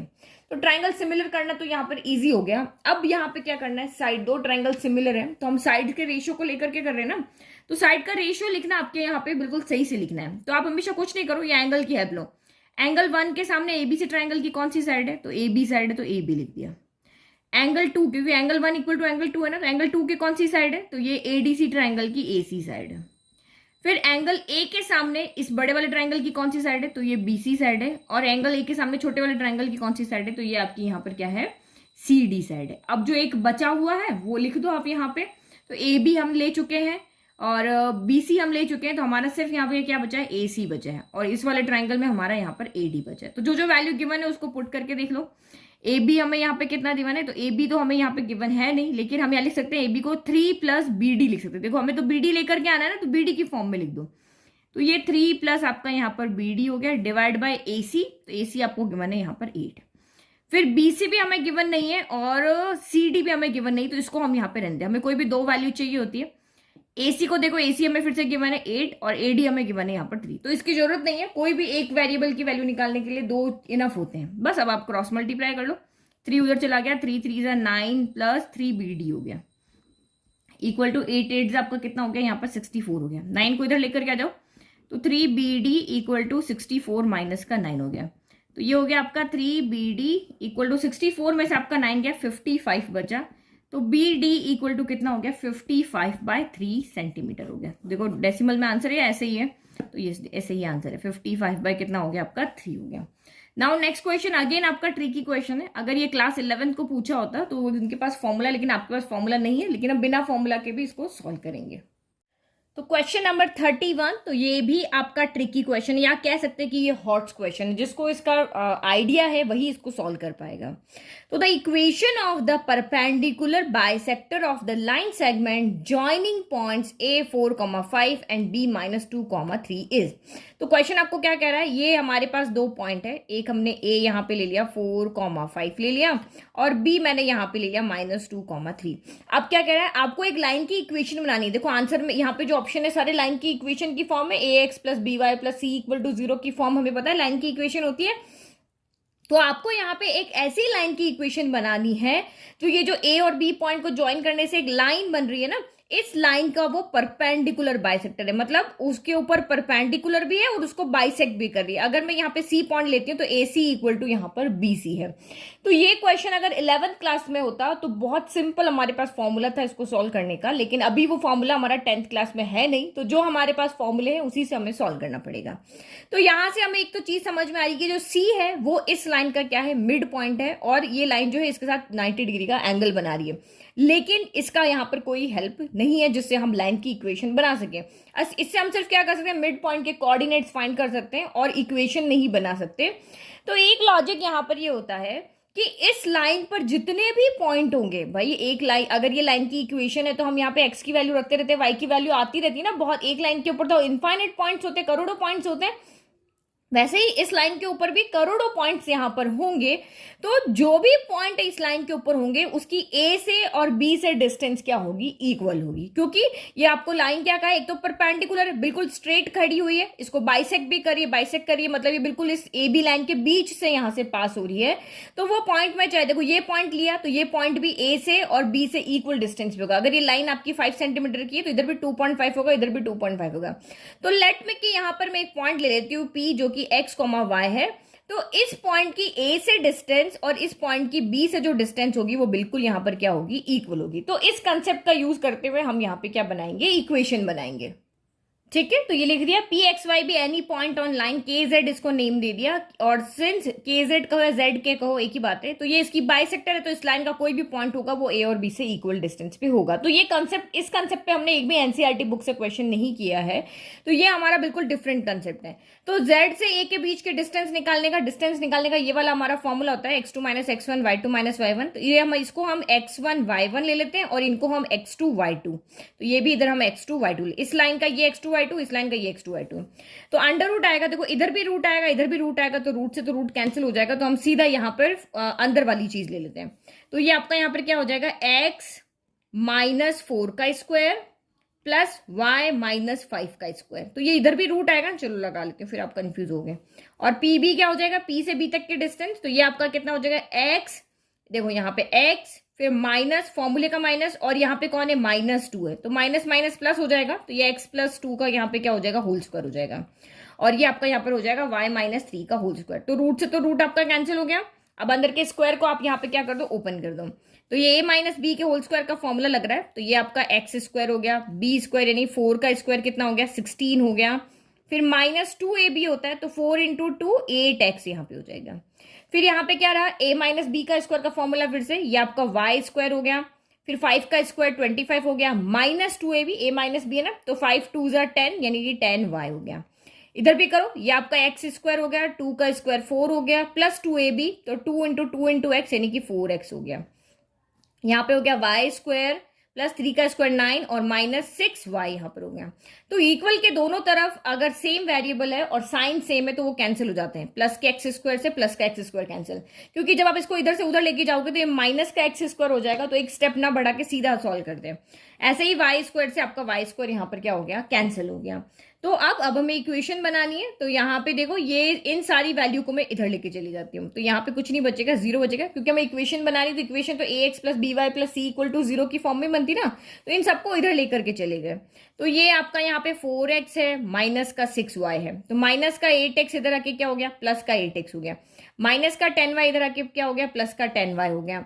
और ये यहाँ पे 9 प्लस 4, तो यहाँ पे 13 पहले से है, और यहाँ पे 25 प्लस आपका ये क्या हो गया 16 हो गया। तो ये यहाँ पे 25 प्लस 16 आपका कितना हो गया, 6 5 11 का 1 2, तो ये हो गया आपका 41 हो गया। तो ये प्लस का 41 इधर आके माइनस का 41 हो गया। बस अब इसको आप यहाँ पे सॉल्व कर लो, 0 इक्वल टू ये आपका 8x प्लस 4x कितना हो गया, तो ये आपका यहाँ पर हो गया 12x हो गया। 10 में से 6 गया तो ये आपका 4y हो गया, और 41 में से 13 गया तो माइनस का 28 बच गया। तो अगर ये इक्वेशन तो ठीक है, और नहीं है तो आगे और देखते हैं। तो ये आपका यहाँ पे देखो 2x, देखो 12x तो कहीं पर भी नहीं आ रहा है, इसका मतलब यहाँ पे कॉमन लिया हुआ, तो 4 की टेबल में 12 भी आता है, 28 भी आता है, तो 4 कॉमन ले लिया, तो 4 3 जा 12 हो गया, 4 1 जा 4 हो गया, माइनस ये आपका 7 हो गया। इस 4 को उधर ले जाते हैं, तो 0/4 क्या हो जाएगा, 0 हो जाएगा। तो इक्वेशन आपकी बनी 3x प्लस वाई माइनस 7, ये हमारी यहाँ पे क्या बन गई इक्वेशन। तो देखो 3x प्लस वाई माइनस 7, तो ये ऑप्शन डी आपका राइट है, 3x plus Y minus 7 equal to 0, 3x plus Y minus 7 equal to 0। तो ये जो भी बच्चे ये हॉट्स क्वेश्चन या आरडी में से कहीं से भी प्रिपेयर कर रहे हैं ना, वो इस क्वेश्चन को यहाँ पे इजीली कर लेंगे, ये वाले क्वेश्चंस को। एक दो और बताए थे ना मैंने आपको यहाँ पे, जैसे ये आपका हो गया, ये प्राइम नंबर्स वाला हो गया, ये क्वेश्चन भी आपका अच्छा सा था, और ये तो आपको वैसे भी समझ में आएगा। ये भी बहुत से बच्चे जब बुक पढ़ते हैं तो छोड़ देते हैं, लेकिन एनसीईआरटी अगर आप अच्छे से करोगे तो ये भी आप अच्छे से सॉल्व कर पाओगे। तो 32 question, in the given figure D is the mid point of BC। आपको क्या कहा है, D जो है वो BC का मिड पॉइंट है, तो D मिड पॉइंट है, इसका मतलब क्या हो गया, BC का मिड पॉइंट है ना, इसका मतलब CD इक्वल क्या हो गया आपका यहाँ पर BD हो गया, या फिर हम कहते हैं हाफ ऑफ BC के इक्वल हो गया। ये BC है ना, तो ये अगर 2 सेंटीमीटर है तो ये 1 सेंटीमीटर है, ये 1 सेंटीमीटर है, तो 2 की हाफ ही तो हुई, ये चीज हम यहां से लिख सकते हैं। तो ये तो कोई बड़ी बात नहीं है। अब आपको यहाँ पे क्या कहा है, अब वैल्यू फाइंड करके दिखाओ, किसकी, cot y degree divided by cot आपकी x डिग्री। तो ये एंगल आपको यहाँ पे x दिया हुआ है, ये वाला छोटा वाला x है, बड़ा वाला y है, तो ये एक राइट एंगल ट्राइंगल है। राइट एंगल ट्राइंगल है तो हम ट्रिग्नोमेट्री की वैल्यू यहाँ से इजीली फाइंड कर सकते हैं। देखो कॉट y क्या होगा, बस एक चीज आप यहाँ पे ध्यान रखना कि जो भी ये एंगल होता है वो बेस पे होना चाहिए। जब आप यहाँ पे कोई भी रेशियो लिख रहे हो तो ये आपका दोनों एंगल यहाँ बन रहे ना, तो ये आपका यहाँ पर क्या हो जाएगा, बेस हो जाएगा, ये आपका हाइपोटेनस हो जाएगा, और ये पूरी साइड जो है वो आपकी यहाँ पर क्या हो जाएगी, परपेंडिकुलर हो जाएगी। तो कॉट थीटा क्या होता है, P B, P upon H, H B होता है ना, तो बी अपॉन पी होता है। कॉट थीटा क्या होता है आपका यहाँ पर, बी अपॉन पी होता है। तो कॉट वाई, वाई कौन से वाले ट्राइंगल में है, ABC ट्राइंगल में है एंगल वाई, तो यहाँ पर क्या हो जाएगा, बेस, बेस आपका यहाँ पर क्या है, AC है, तो ये AC हो जाएगा, और आपका परपेंडिकुलर कौन है इसका, तो यहाँ पे BC है, तो ये आपका यहाँ पर क्या हो जाएगा, AC अपॉन BC हो जाएगा। फिर कॉट x लेकर क्या, तो कॉट x कौन से, x वाले कौन से ट्राइंगल में बन रहा है, इस छोटे वाले ट्राइंगल में बन रहा है ना, तो यहाँ पर भी बेस होगा, तो बेस तो आपका कॉमन ही रहेगा, AC ही रहेगा, ठीक है। और परपेंडिकुलर इसका कितना हो जाएगा, तो ये आपका यहाँ पर हो जाएगा CD। बस अब वैल्यू रख दो और आपका यहाँ पर हो जाएगा सॉल्व। तो कॉट y की वैल्यू कितनी है, AC अपॉन BC है, और कॉट x की वैल्यू कितनी है, है तो AC अपॉन CD है। क्रॉस मल्टीप्लाई करो इसको, मीन्स की क्रॉस मल्टीप्लाई कर, जो आपका ये डिवाइड का साइन है उसको मल्टीप्लाई में चेंज करो, तो AC अपॉन BC हो गया। अब ये वाला इसको उल्टा कर दो, ये आपका हो जाएगा CD अपॉन AC हो जाएगा। जो डिनोमिनेटर वो न्यूमरेटर, जो न्यूमरेटर है वो डिनोमिनेटर। AC से AC कैंसिल हो गया, CD अपॉन BC आ रहा है। लेकिन हमारी वैल्यू इस फॉर्म में नहीं है, तो हमने जो यहाँ पे कंक्लूजन निकाला था ये वाला, कि जो आपको D मिड पॉइंट दिया था वहां से हमने क्या लिखा था, तो मुझे कैंसिल करना है, चाहे तो BC की वैल्यू रखो चाहे CD की वैल्यू रखो, जो आपकी मर्जी वैल्यू आप यहाँ पे रख सकते हो। तो अगर मैं CD की वैल्यू रखती हूँ तो ये क्या हो जाएगा, हाफ ऑफ BC हो जाएगा। या फिर आप यहाँ पे BC की भी रख सकते हो, 2 को इधर लेके चले जाओ, CD है ना, CD की फॉर्म में रखो, तो BC क्या हो जाएगा, ट्वाइस ऑफ CD हो जाएगा। तो चाहे ये रख दो, देखो CD मैं BC की जगह रख रही हूँ, ट्वाइस ऑफ CD हो जाएगा। तो CD से CD कैंसिल 1 टाइम, तो ये आपका आंसर कितना हो गया, 1/2, यानी कि B आंसर है। और अगर आप यहाँ पे BC की जगह वैल्यू रखोगे तो हाफ ऑफ CD रखोगे, तो ये हाफ ऑफ CD हो जाएगा, तब भी आप इसको सॉल्व करोगे तब भी आपका आंसर यहाँ पे कितना आएगा, 1/2 ही आएगा। Now question number 33, the smallest number by which 1/13 should be multiplied so that its decimal expansion terminate after 2 decimal places। देखो ये बहुत सिंपल क्वेश्चन है, ज्यादा दिमाग लगाने की जरूरत भी नहीं होती है। आप यहाँ पे हिट एंड ट्राई मेथड लगा सकते हो, इसको यहाँ पे मल्टीप्लाई करो और देखो क्या ये आपका जो नंबर है वो 2 डेसिमल के बाद टर्मिनेट हो रहा है। इसको देख लो, इसको देख लो, इसको देख लो, 4 ऑप्शन के अलावा आपको कहीं जाने की जरूरत नहीं है। अदरवाइज अगर हमें इसको सॉल्व करना है तो आपको यहाँ पे क्या कहा है भाई, 1/13 को किस छोटे से छोटे नंबर से आप मल्टीप्लाई करोगे कि ये आपका 2 डेसिमल के बाद यहाँ पे टर्मिनेट हो जाए। तो हमें पता है वही नंबर टर्मिनेट होते हैं जिसके डिवाइड में 5 और 2 हो, यानी जिसके डिनोमिनेटर में 2 और 5 होना चाहिए और कुछ नहीं होना चाहिए। तो भाई इसके डिनोमिनेटर में तो 13 आ रहा है, 2 और 5 तो है ही नहीं, तो उसका मतलब 13 हटाना पड़ेगा, तो हमें 13 से ऊपर मल्टीप्लाई करना पड़ेगा। भाई ये 13 तो तभी हटेगा ना जब न्यूमरेटर में 13 होगा, तभी तो डिनोमिनेटर कैंसिल होगा। तो जब हमने इसको सॉल्व किया तो हमारा 1 आ गया, लेकिन अभी भी हमारा 2 डेसिमल के बाद में ये एक्सपांशन फिनिश नहीं हो रहा है। तो 2 डेसिमल से एक्सपांशन फिनिश करने के लिए हमें यहाँ पे क्या करना पड़ेगा, नीचे 2 जीरो लाने पड़ेंगे, तभी तो 2 नंबर के बाद डेसिमल लगेगा। बस ये हमने यहाँ पे कर दिया, तो ये 13 से 13 कैंसिल हो गया। और 100 के फैक्टर यहाँ पे क्या होते हैं, 2 और 5 की फॉर्म में ही तो होते हैं, 2 पावर 2 5 पावर 2 इसी तरीके से होते हैं। तो आपने किससे मल्टीप्लाई किया, तो 13/100 से किया। तो आप इजीली यहाँ पे इस तरह से भी देख सकते हो। बस आपको यहाँ पे ये करना है कि डिनोमिनेटर जो है ना वो 2 और 5 की फॉर्म में होना चाहिए। तो हमें पता है 2 नंबर के बाद डेसिमल लगाना है, तो नीचे 2 जीरो होने चाहिए, तो 2 जीरो होने चाहिए, इसलिए हमने 100 से मल्टीप्लाई कर दिया। तो भाई 13/100 से मल्टीप्लाई करेंगे तो ये 2 डेसिमल के बाद आपका यहाँ पर क्या हो जाएगा, टर्मिनेट हो जाएगा। तो ये तो कॉमन सेंस वाला क्वेश्चन है जो कि आपको यहाँ पे देखना था। और नहीं आपको समझ में आता है तो इस नंबर को इससे मल्टीप्लाई करो, इससे करो, इससे करो, इससे करो, सॉल्व करके देख लो कि भाई ये किस नंबर से मल्टीप्लाई करने पर ये 2 नंबर के बाद 2 डेसिमल के बाद इसका खत्म हो रहा है। नाउ नेक्स्ट आप यहाँ पे क्वेश्चन नंबर 3 है हमारा, यस 34 देखेंगे। 34 यहाँ पे क्या कह रहा है, sides A B and B E of right triangle. Sides A B कह रहे हैं और बी ही कह रहे हैं, ये दोनों साइड जो है वो राइट ट्राइंगल की साइड है। भाई इन दोनों को ज्वाइन करोगे तो ये राइट एंगल ट्राइंगल ही बनेगा, ठीक है। Right angle at B, B पे अगर क्या है वो राइट एंगल है। Are of length 16 centimetre and 8 centimetre, इन दोनों साइड की आपके यहाँ पर लेंथ भी दी हुई है। The length of the side of the largest square FDGB। अब इस ट्राइंगल के अंदर जितना बड़ा पॉसिबल स्क्वायर बन सकता था वो इन्होंने बना दिया, FDGB बना दिया। That can be inscribed in a triangle AB, इस ट्राइंगल के अंदर यहाँ पे बना हुआ है। तो आपको फाइंड क्या करना है, हमें इस स्क्वायर की साइड फाइंड करके बतानी है। हमें इस स्क्वायर की क्या फाइंड करके बतानी है, साइड फाइंड करके आपको यहाँ पे बतानी है। तो ये क्वेश्चन आपने किया हुआ है, मैंने आपको या तो NCERT एग्जाम्पलर में करवाया है। ये अभी तो आपको ये आइडिया लग रहा होगा ये कौन से चैप्टर में से आया है, तो ये आपका चैप्टर नंबर 6 जो है ट्राइंगल्स में से आपका ये क्वेश्चन आया है, ठीक है।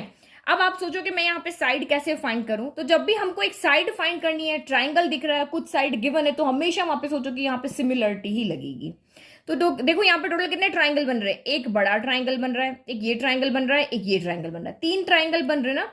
तो एक बड़े वाले ट्राइंगल को आप यहाँ पे सिमिलर कर लो, या तो इसके कर लो या इसके कर लो, किसी भी एक के सिमिलर कर लो, क्योंकि इस ट्राइंगल का बेस भी यहाँ ये, और क्योंकि ये स्क्वायर है तो इसकी चारों साइड इक्वल होगी। ये भी x होगी, मैं यहाँ पे ले लेती हूँ, ये भी x होगी, ये भी x होगी। तो ये ट्राइंगल लोगे तो यहाँ पे भी एक साइड मिल जाएगी, इस ट्राइंगल में भी ये साइड यहाँ पे मिल रही। तो अगर ये दो ट्राइंगल हम यहाँ पे सिमिलर कर लेते हैं तो उनकी साइड्स का रेशियो क्या हो जाएगा, इक्वल हो जाएगा। तो आप सोच रहे होंगे ये दो क्यों नहीं ले सकते, क्योंकि इन दोनों की साइड हमें पता नहीं है। देखो इस वाले ट्राइंगल की तो साइड पता है ना 16, इस वाले की पता है 8। अगर ये आपकी x है तो यहां से यहां तक क्या हो जाएगी, टोटल में से हम x को सब्ट्रैक्ट करें तो ये 8 माइनस एक्स हो जाएगी। और अगर मैं यहां से यहां तक की बात करूं तो ये कितनी हो जाएगी, क्योंकि ये यहां से यहां तक x है तो ये यहां से यहां तक क्या हो जाएगी, 16 माइनस एक्स हो जाएगी। ठीक है, तो कोई भी आप यहाँ पे ले लो, लेकिन ये दोनों आप यहाँ पे नहीं ले सकते हो, ये पूरा वाला ट्राइंगल आप यहाँ पे ले लो। ठीक है, तो इनको पहले हम सिमिलर करते हैं। तो सिमिलर कैसे करें, हमारे पास सबसे छोटा हमारे पास होता है एंगल, पहले वही लगा के देखते लग रहा कि नहीं। तो देखो इस वाले ट्राइंगल में ये एंगल 90 है, इस वाले ट्राइंगल में ये वाला एंगल 90 होगा। अब क्यों होगा, क्योंकि आपको कहा है कि ये एक स्क्वायर है, स्क्वायर में ये वाला एंगल 90 है। एक स्ट्रेट लाइन के ऊपर एक एंगल आपको 90 दिया तो दूसरा तो ऑब्वियसली 90 हो गया ना। स्ट्रेट लाइन पे स्क्वायर है तो स्क्वायर के तो चारों एंगल 90 नहीं होते हैं। तो ये एंगल आपका यहाँ पर क्या हो गया 90। तो एंगल बी इक्वल टू मैं एंगल जी यानी डी जी ई लिख लेते हैं। तो एंगल बी इक्वल टू आपका क्या हो जाएगा, एंगल डी जी ई हो जाएगा। तो बाय 90 डिग्री दोनों। एक और चीज चाहिए, तो देखो यहाँ पे कॉमन है, ए बी ई में एंगल ई है और डी जी ई में भी एंगल ई है। तो आपका यहाँ पे एक और हो गया angle E equal to angle E हो गया। ये हमारा किससे हुआ, कॉमन हो गया। तो कॉमन हो गया तो बाय आपका यहाँ पर एंगल से क्या हो गया, ट्राइंगल ए बी सी जो है वो सिमिलर हो गया ट्राइंगल डी जी ई के। ठीक है, तो ये मैं पूरा इसलिए लिख के बता रही हूँ क्योंकि बाद में अगर आप इसके पीडीएफ देखोगे तो आपको समझ में आना चाहिए हमने कैसे किया। ओके, अब इसके बाद ट्राइंगल सिमिलर हो गए तो इनकी साइड्स का रेशियो इक्वल होगा। तो साइड्स कैसे लेते हैं, देखो angle B angle D G E के इक्वल है। तो एंगल बी के जस्ट सामने कौन सी साइड है, पहले इस वाले ट्राइंगल की साइड रख रहे हैं। एंगल बी के जस्ट सामने कौन सी साइड है, तो ए ई साइड है। और एंगल डी जी ई के सामने कौन सी साइड, तो इस ट्राइंगल की यहाँ पर क्या साइड है, डी ई साइड है। फिर आपका कहा एंगल ई के सामने जस्ट बड़े वाले ट्राइंगल की कौन सी साइड है, तो ये आपकी ए बी साइड है। और एंगल ई के जस्ट सामने छोटे वाले ट्राइंगल की कौन सी साइड है, तो ये आपकी डी जी साइड है। अब जो बच गई वो लिख दो, एक हमने यहाँ पे ए ई लिख लिया, एक हमने ए बी लिख लिया, दैट मीन्स यहाँ पे आपकी बी ई बच गई है। और यहाँ पे डीई लिख लिया और हमने डी जी लिख लिया, तो अब यहाँ पे जीई बच गई। अब जिनसे यहाँ पे कोई भी दो को सॉल्व करके और हमें यहाँ पे एक्स लेकर के आना है, तो जिस जिसकी वैल्यू गिवन है उसके अकॉर्डिंग देखेंगे। तो ए ई कितना है, ए ई तो हमें गिवन ही नहीं है, डी ई भी हमें गिवन नहीं, तो इसको छोड़ देते हैं। फिर ए बी, तो ए बी आपका यहाँ पर कितना है 16 है। और डी जी कितना है, तो डी जी हमारा कहाँ गया, ये रहा डी जी आपका यहाँ पर कितना है एक्स है, तो ये एक्स हो गया। फिर बीई कितना है, बीई आपका यहाँ पे टोटल 8 है। और जीई कितना है, तो जीई यहाँ पे आपका 8 माइनस एक्स है। तो बस क्रॉस मल्टीप्लाई करो और सॉल्व कर लो। तो ये 8 से देखो, ये 8 के टेबल में 8 1 जा 8, ये 8 2 जा 16 हो गया। दोनों न्यूमरेटर में इसलिए सॉल्व हो सकते हैं। तो ये 2 से 8 माइनस एक्स को मल्टीप्लाई किया और एक्स को 1 से मल्टीप्लाई किया, एक्स आ गया। 8 2 जा 16 minus 2x equal to x हो गया। 2x को इधर लेकर के आ जाओ, सारे वेरिएबल एक तरफ होने चाहिए। 2x इधर आएगा तो 2x और ये 1 टाइम x यानी कि 3x हो गया। तो दिस एम्प्लाइज आपका x कितना हो जाएगा, ये 3 मल्टीप्लाई में इधर डिवाइड में आ जाएगा, तो 16/3 हो गया, यानी x कितना हो गया 16/3 सेंटीमीटर हो गया। ठीक है, सिंपल था क्वेश्चन। फिर नाउ नेक्स्ट आप 35 देखो। तो क्वेश्चन नंबर 35 देखो, ये भी आपका बुक का क्वेश्चन है, ये आप इजीली सॉल्व कर लोगे। Point P divides the line segment joining R minus 1/3 and S 9,8 in the ratio K is to 1. If P lies on the line, ये जो पॉइंट P है ये इस लाइन जिसकी इक्वेशन हमें दी हुई है उस पर लाई कर रहा है, तो आपको कह रहे हैं कि भाई आप यहाँ पे K की वैल्यू फाइंड करके बताओ। इसकी वैल्यू में फाइंड करके बतानी। देखो क्वेश्चन क्या कह रहा है कि S और R को ज्वाइन करने से एक लाइन बन रही है। इस लाइन के ऊपर जो है एक पॉइंट P आया है जो इसको K:1 रेशियो में डिवाइड करा है। भाई अकेली लाइन थी, पॉइंट P आया, इसके ऊपर आके बैठ गया, ऐसी जगह बैठा कि ये जो लाइन है वो K:1 रेशियो में डिवाइड हो गई। अब आपको कह रहे हैं कि ये जो पॉइंट P है ना, ये इस लाइन के ऊपर भी लाई करा, मतलब ये पॉइंट P है वो इस लाइन का भी है और इस लाइन का भी, दोनों का कॉमन है। तो आप K की वैल्यू यहाँ पर फाइंड करके दिखाओ। तो K की वैल्यू फाइंड करने के लिए पहले हम P के कोऑर्डिनेट लेकर के आए। बहुत सिंपल सा फंडा है। देखो इस लाइन के ऊपर जितने भी पॉइंट होंगे, इस लाइन के ऊपर जितने भी पॉइंट होंगे वो इसको सेटिस्फाई करेंगे मतलब आप उसमें x और y की वैल्यू रखोगे तो लेफ्ट इक्वल टू राइट आएगा। तो जितने भी पॉइंट हम नहीं निकाल सकते, लेकिन p पॉइंट हम यहाँ पे कैलकुलेट कर सकते हैं सेक्शन फॉर्मूला से। सेक्शन फॉर्मूला से हम p की वैल्यू निकाल के लाएंगे। भाई k की वैल्यू लानी तो कोई इक्वेशन तो बनानी पड़ेगी ना, एक वेरिएबल तो एक इक्वेशन तो चाहिएगी। तो हम P के पॉइंट कोऑर्डिनेट निकाल के लाते हैं और कहेंगे कि भाई ये लाइन P पॉइंट से पास हो रही है तो ये कोऑर्डिनेट इसको भी सेटिस्फाई करेंगे मतलब इसमें x की जगह पहला पॉइंट, y की जगह दूसरा पॉइंट पुट करेंगे, सॉल्व करेंगे और हमारी K की वैल्यू यहाँ पर आ जाएगी। तो P इसके कोऑर्डिनेट लाने के लिए P के लिए हम यहाँ पे लगाएंगे सेक्शन फॉर्मूला। ठीक है, तो coordinate of P is given by, ये आपका सेक्शन फॉर्मूला याद आ गया होगा आपको, और अगर आपने अच्छे से पढ़ाई की तो आपको वैसे ही पहले से पता होगा। तो ये आपके यहाँ पे कोऑर्डिनेट्स कैसे हो जाएंगे, ये इसको हम x1 y1 ले लेते हैं, इसको हम x2 y2 ले लेते हैं, और ये आपका यहाँ पे m1 m2 रहता है। तो बिना फॉर्मूला याद के भी इजीली कर सकते हो, इधर वाले को इधर से मल्टीप्लाई करना है, इधर वाले को इधर से करना है, और डिवाइड में इन दोनों को ऐड कर देना है। तो k किससे मल्टीप्लाई होगा, 9 से, तो ये आपका यहाँ पर कितना हो गया, 9k हो गया। नाउ 1 इंटू -1, तो ये -1 आ जाएगा, डिवाइड बाय आपका k प्लस 1 हो गया। देन y के साथ k इंटू 8, तो ये आपका 8k हो गया, और 3 इंटू 1, तो ये आपका +3/k upon divide by k plus 1 हो गया। ये हो गया हमारा। अब मैंने कहा ये p के कोऑर्डिनेट है, ये इस लाइन के ऊपर भी है, तो ये इसको भी यहाँ पे क्या करेंगे, सेटिस्फाई करेंगे। तो नाउ ठीक है, तो बस इसमें पॉइंट्स को प्लॉट कर लो और सॉल्व कर लो। x की जगह क्या रखेंगे, 9k, ये x कोऑर्डिनेट होता है, दूसरा y होता है ना, तो 9k -1 अपॉन k प्लस 1 हो गया। फिर -y की जगह हमने रखा 8k plus 3 upon k plus 1 हो गया। देन आपका +2 = 0। तो यहाँ पे क्या करना है, बस एलसीएम लेना, इसको बस हमें सॉल्व करना है। 1 वेरिएबल में इक्वेशन हमें मिल गई है, तो k प्लस 1 यहाँ पर क्या हो जाएगा, एलसीएम हो जाएगा। तो यहाँ तो है, यहाँ कुछ नहीं रहेगा, 9k -1 ही रहेगा। यहाँ पे भी डिनोमिनेटर में सेम है, माइनस अंदर चला जाएगा, तो -8k -3 हो जाएगा। और यहाँ पे 2 इससे पूरा मल्टीप्लाई हो गया, क्योंकि इसके डिवाइड में तो कुछ नहीं है, तो ये आपका हो जाएगा प्लस का 2k + 2 = 0। तो ये डिनोमिनेटर तो इधर जाके क्या हो जाएगा, आपका 0 हो जाएगा। तो यहाँ पे क्या हो जाएगा, देखो 9 - 8, तो ओनली 1k बचा, 1k और ये 2k, यानी कि यहां से आपका बचा है 3k। फिर 2, 3 और 1 कितना हो गया, 4 हो गया ना, तो 4 में से आपका यहाँ पर 2 गया, तो कितना बच गया, तो ये हो गया आपका यहाँ पर 2 हो गया ना। देखो माइनस माइनस प्लस होता है, तो 3 + 1 4 हो गया, लेकिन माइनस का 4 है, प्लस का 2 है, तो ये आपका कितना बच गया, माइनस का 2 बच गया। तो 3k - 2 = आपका यहाँ पे 0, और ये k + 1 अगर इधर लेकर आ गए तो ये वैसे भी सिर्फ 0 हो जाएगा। तो 3k - 2 = 0 हो गया। ना उसको सॉल्व करो, 3k = प्लस का 2 हो जाएगा, यहाँ पे क्या हो जाएगा, प्लस का 2, तो k = कितना हो जाएगा, आपका 2/3 हो जाएगा। तो ये हमारी यहाँ पर k की वैल्यू आ रही है। तो ये रही हमारी वैल्यू, यही आ रही है ना वैल्यू, ये रही आपकी value.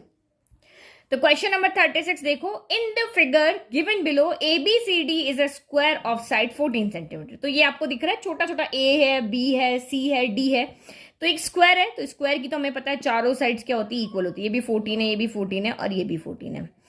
With EFGH as the mid points of sides ABCD CD and D है। तो ये जो आपको यहाँ पे दिख रहा है, ये H है, ये E है, ये F है, ये G है, ये चारों, इन चारों साइड पे क्या है, मिड पॉइंट्स है। The area of the shaded portion is, अब आपको यहाँ पे शेडेड पोर्शन का एरिया निकालना है। तो ये तो मैं पता है एक स्क्वायर है, लेकिन ये बीच में एक फ्लावर जैसा दिख रहा है, तो भाई फ्लावर का तो हम कैसे एरिया निकालें। तो इस फिगर को हम थोड़ा सा क्या करते हैं, चेंज करते हैं। देखो इस H वाले मिड पॉइंट को F वाले मिड पॉइंट से ज्वाइन करते हैं। जब आप H मिड पॉइंट को F से ज्वाइन करोगे, ये आपका यहाँ पर H है और ये आपका यहाँ पर F है, तो ये स्क्वायर क्या हो जाएगा, दो रेक्टेंगल में डिवाइड हो गया। ये भी ऊपर वाला एक रेक्टेंगल हो गया, नीचे वाला अलग हो गया। ठीक है, ये दो रेक्टेंगल मैंने बना दिया, एक येलो कलर का हो गया, एक पिंक कलर का हो गया। अब यहाँ पे तो आपको इजीली शेडेड रीजन का एरिया निकालने आ गया। भाई इस रेक्टेंगल के एरिया में से आप यहाँ पे इस सेमी सर्कल का एरिया, नहीं ऐसे करते हैं हम, सेमी सर्कल का एरिया ही यहाँ पे फाइंड कर लेते हैं। भाई ये आपका सेमी सर्कल है, तो इसका रेडियस कितना हो जाएगा, 14 का हाफ, यानी 7 सेंटीमीटर हो जाएगा ना। तो सिर्फ इस सेमी सर्कल का एरिया आप यहाँ पे क्या कर सकते हो, निकाल सकते हो। तो हम यहाँ पे पहले इस वाले रेक्टेंगल में से इस सेमी सर्कल का एरिया कैलकुलेट कर लेते हैं। तो इन रेक्टेंगल ABFG, इस ऊपर वाले रेक्टेंगल में एरिया ऑफ सेमी सर्कल यानी कि शेडेड रीजन, यही शेडेड है, कितना हो जाएगा, πr² कितना हो जाएगा, 2 हो जाएगा। हम वैल्यू बाद में रखेंगे, ठीक है। रेडियस, यहाँ पे रेडियस की वैल्यू पुट कर लेते पहले। पाई रेडियस कितनी है, 14 का हाफ, ये भी रेडियस, ये रेडियस सब बराबर होगी ना, स्क्वायर है, तो 14 का हाफ यानी कि 7 हो गया, 7² आपका यहाँ पर 2 हो गया। अब दूसरे रेक्टेंगल के अंदर चलते हैं। तो यहाँ पर हम, क्योंकि ये जो शेप आपको दिख रहा है ना, इसका एरिया हम सीधे से कैलकुलेट यहाँ पे नहीं कर सकते, हमारे पास कोई फॉर्मूला ही नहीं है। तो यहाँ पे दूसरा तरीका है, इस पूरे रेक्टेंगल के एरिया में से ये दो आपको यहाँ पे क्या दिख रहे हैं, क्वाड्रेंट दिख रहे हैं। आप कहोगे मैम ये क्वाड्रेंट क्यों है, क्योंकि देखो यहां से यहां तक ये H से लेकर के D तक बना हुआ है। तो ये AD का जो, क्योंकि H मिड पॉइंट है, तो AD का हाफ कितना हो जाएगा, ये भी 7 हो जाएगा, और DG भी कितना हो जाएगा, 7 हो जाएगा, क्योंकि G भी इसका क्या मिड पॉइंट है। तो C से लेकर F तक भी 7 है, C से लेकर G तक भी 7 है। तो भाई ये रेडियस आपकी सेम है ना, यहां से यहां तक, तो एक क्वाड्रेंट ही तो बना। तो यहाँ पे हम एरिया ऑफ शेडेड रीजन, यहाँ पे क्या हो जाएगा, area of rectangle, area of rectangle में से हम माइनस करेंगे एरिया ऑफ 2 क्वाड्रेंट, 2 यहाँ पे क्या हो जाएगा, क्वाड्रेंट हो जाएगा। ठीक है, तो area of quadrant, area of rectangle क्या होता है आपका, एल इंटू बी होता है, तो ये एल इंटू बी हो गया, माइनस एरिया ऑफ 2 क्वाड्रेंट, तो 2 तो यहाँ मल्टीप्लाई करते हैं, क्वाड्रेंट का एरिया क्या होता है, पाई आर स्क्वायर बाय 4 होता है। जैसे सेमी सर्कल था तो 2 से डिवाइड किया, क्वाड्रेंट है तो 4 से डिवाइड कर दिया। अब इसमें वैल्यू पुट करो एल इंटू बी, तो आप इस रेक्टेंगल का एल कितना है, तो लेंथ 14 है और ब्रेथ कितना है 7 है, तो ये हो गया आपका 14 इंटू 7 हो गया, माइनस ये 2 से तो हम ये 2 कैंसिल कर देते हैं भाई, 2 क्वाड्रेंट को ज्वाइन करके एक सेमी सर्कल ही तो बनता है, तो ये आपका यहाँ पे पाई आर स्क्वायर बाय कितना हो गया 2 हो गया। तो क्वाड्रेंट की रेडियस भी कितनी है 7 है, तो ये 14 into 7 minus pi 7 square by 2 हो गया। तो ये भी एरिया ऑफ शेडेड रीजन है, ये भी एरिया ऑफ शेडेड रीजन है, दोनों को ऐड कर दे तो टोटल शेडेड रीजन यहाँ पर आ जाएगा। तो now total area of shaded region, तो now area of total shaded region, तो 1 और 2 को ऐड कर ले भाई, इसका और इस नीचे वाले का ऐड करना पड़ेगा ना, तो हमने यहाँ पर ऐड कर लिया, ये लिख दिया फिर ये लिख दिया। तो आप यहाँ पे क्या देख रहे हो, पाई 7 स्क्वायर बाय 2 और पाई 7 स्क्वायर बाय 2 सेम है, लेकिन साइन इनके चेंज है, तो कैंसिल हो गए। तो ये आपका आंसर क्या है, 7 4 जा 28 का 8 और कैरी 2, तो ये हो गया 98 स्क्वायर। स्क्वायर हमारा यहाँ पे कितना दिया हुआ था हमें, सेंटीमीटर दिया हुआ ना, तो सेंटीमीटर का स्क्वायर हो गया, तो ये हमारा आंसर यहाँ पे कितना हो गया 98। इजी क्वेश्चन था बिल्कुल। Question number 37. Given below is the picture of the Olympic rings made by taking 5 congruent circles of radius 1 centimeter. तो पहले एक बार आप फिगर देख लो, ये ओलंपिक रिंग्स आपको यहाँ पे दी हुई है, दिख रही है। तो ये आपको क्या कह रहे हैं, ये सारे सर्कल कॉन्ग्रुएंट है। कॉन्ग्रुएंट का मतलब क्या हो गया, बिल्कुल एक जैसे, ठीक है, जितना रेडियस इसका है उतना ही रेडियस यहाँ पे इसका होगा, उसको हम कॉन्ग्रुएंट बोलते हैं। सिमिलर नहीं, कॉन्ग्रुएंट मतलब बिल्कुल एक जैसे। तो ये कॉन्ग्रुएंट सर्कल है, सबकी रेडियस यहाँ पे 1 सेंटीमीटर है, intersecting in such a way that the chord formed by joining the point of intersection of two circle is also of the length 1 centimeter। मतलब दो सर्कल को ये इस तरह से यहाँ पे इंटरसेक्ट कर रही है, इंटरसेक्टिंग पॉइंट को यहाँ पे ये कॉर्ड आपने बना रखी, तो ये कॉर्ड की जो लेंथ है वो भी आपकी यहाँ पे क्या कहा है 1 सेंटीमीटर है। Total area of all the dotted region assuming the thickness of the rings is to be negligible. तो आपको कह रहा है कि जो भी शेडेड रीजन है ना उसका एरिया आप यहाँ पे फाइंड करके रहो। क्वेश्चन बहुत सिंपल है, थोड़ा सा आपको टफ करके इसको पूछ लिया। ये कहा है कि भाई ये सारे जो सर्कल है वो कॉन्ग्रुएंट है, सबकी रेडियस यहाँ पे क्या है 1 सेंटीमीटर है, और ये जहाँ पे ये इंटरसेक्ट कर रही है ना, तो वहां पे आप इन पॉइंट को ज्वाइन करो तो जो ये कॉर्ड बन रही है वो भी सारी यहाँ पर क्या है 1 सेंटीमीटर है, यानी एक का दे रखा है जो ए बी है वो भी आपकी 1 सेंटीमीटर है। तब आपको यहाँ पे ये जो डॉट बने हुए ना इनका एरिया यहाँ पर फाइंड करके बताओ। शेडेड रीजन आपको यहाँ पे एक्चुअल में कैलकुलेट करना है। तो कितने शेडेड रीजन है, देखो एक कॉर्ड यहाँ बनी हुई है, एक और मैं यहाँ पे बना लेती हूँ, फिर एक और मैं यहाँ पे बना लेती हूँ, तो ऐसे करके हमारी 4 कॉर्ड बन रही है यहाँ पे। अब किसी भी तो ये और ये एरिया ये सेम होगा यहाँ पर, क्योंकि कॉर्ड की लेंथ सेम है तो ऑब्वियसली इक्वल इंटरसेक्ट कर रही होगी। तो ये जो डॉटेड एरिया है वो निकाले कैसे, क्या करें, तो आप यहाँ पे देखो मैं एक सर्कल का बताऊंगी, फिर उससे हम देख लेंगे 4 से मल्टीप्लाई करना है या 8 से मल्टीप्लाई करना है, तो क्यों करना है वो भी देखो। ये सर्कल का सेंटर है, मैं इसको पॉइंट ए से ज्वाइन कर देती हूँ क्योंकि वही हमारा सेगमेंट या सेक्टर, दो ही चीज यहाँ पे काम आने वाली है। तो ये मैंने ए को ज्वाइन कर लिया, ये मैंने यहाँ पर क्या कर लिया बी को ज्वाइन कर लिया। तो ऑब्वियसली सारे सर्कल की रेडियस 1 सेंटीमीटर, तो ये भी 1 सेंटीमीटर होगी, ये भी 1 सेंटीमीटर होगी। आगे भले चाहे सबके लिए कर लो, लेकिन एक के लिए ही आप करके देख लो। तो ये हमारा एक सर्कल है, मैं एक सर्कल की यहाँ पे बात करती हूँ। ये रेडियस है और इसको मैंने यहाँ पे इस पॉइंट से और इस पॉइंट से यहाँ पे ज्वाइन कर लिया, सेंटर है, ये ए पॉइंट है, ये बी पॉइंट है, और ये यहाँ पर इस तरह से ये हमने कॉर्ड बना रखी है। तो ये 1 है, ये 1 है और ये भी 1 है। अगर मैं यहाँ पर सेगमेंट का फॉर्मूला लगाती हूँ तो सेगमेंट में कौन सा एरिया कवर होता है, मुझे ये बताओ, कंफ्यूजन नहीं है, आराम से समझना। ये हो गया, देखो मुझे सिर्फ यहाँ पे अगर मैं यहाँ पे सेगमेंट का फॉर्मूला, देखो सेक्टर तो क्या हो जाएगा पूरा होता है, सिर्फ ये वाला अगर मैं निकाल सकती हूँ तो मुझे सेगमेंट का फॉर्मूला लगाना पड़ेगा। तो ये ब्लू वाला सर्कल है, इसमें जब हम सेगमेंट का फॉर्मूला लगाएंगे तो ये सिर्फ कितना पार्ट यहाँ पे कवर करेगा, ओनली इतना सा, किसका, इतना सा पार्ट ये यहाँ पे क्या करेगा, कवर करेगा। फिर हम येलो वाले सर्कल में फिर से सेगमेंट का फॉर्मूला लगाएंगे तो इधर भी इस तरह से ज्वाइन करें, तब ये वाला पार्ट यहाँ पे कवर होगा।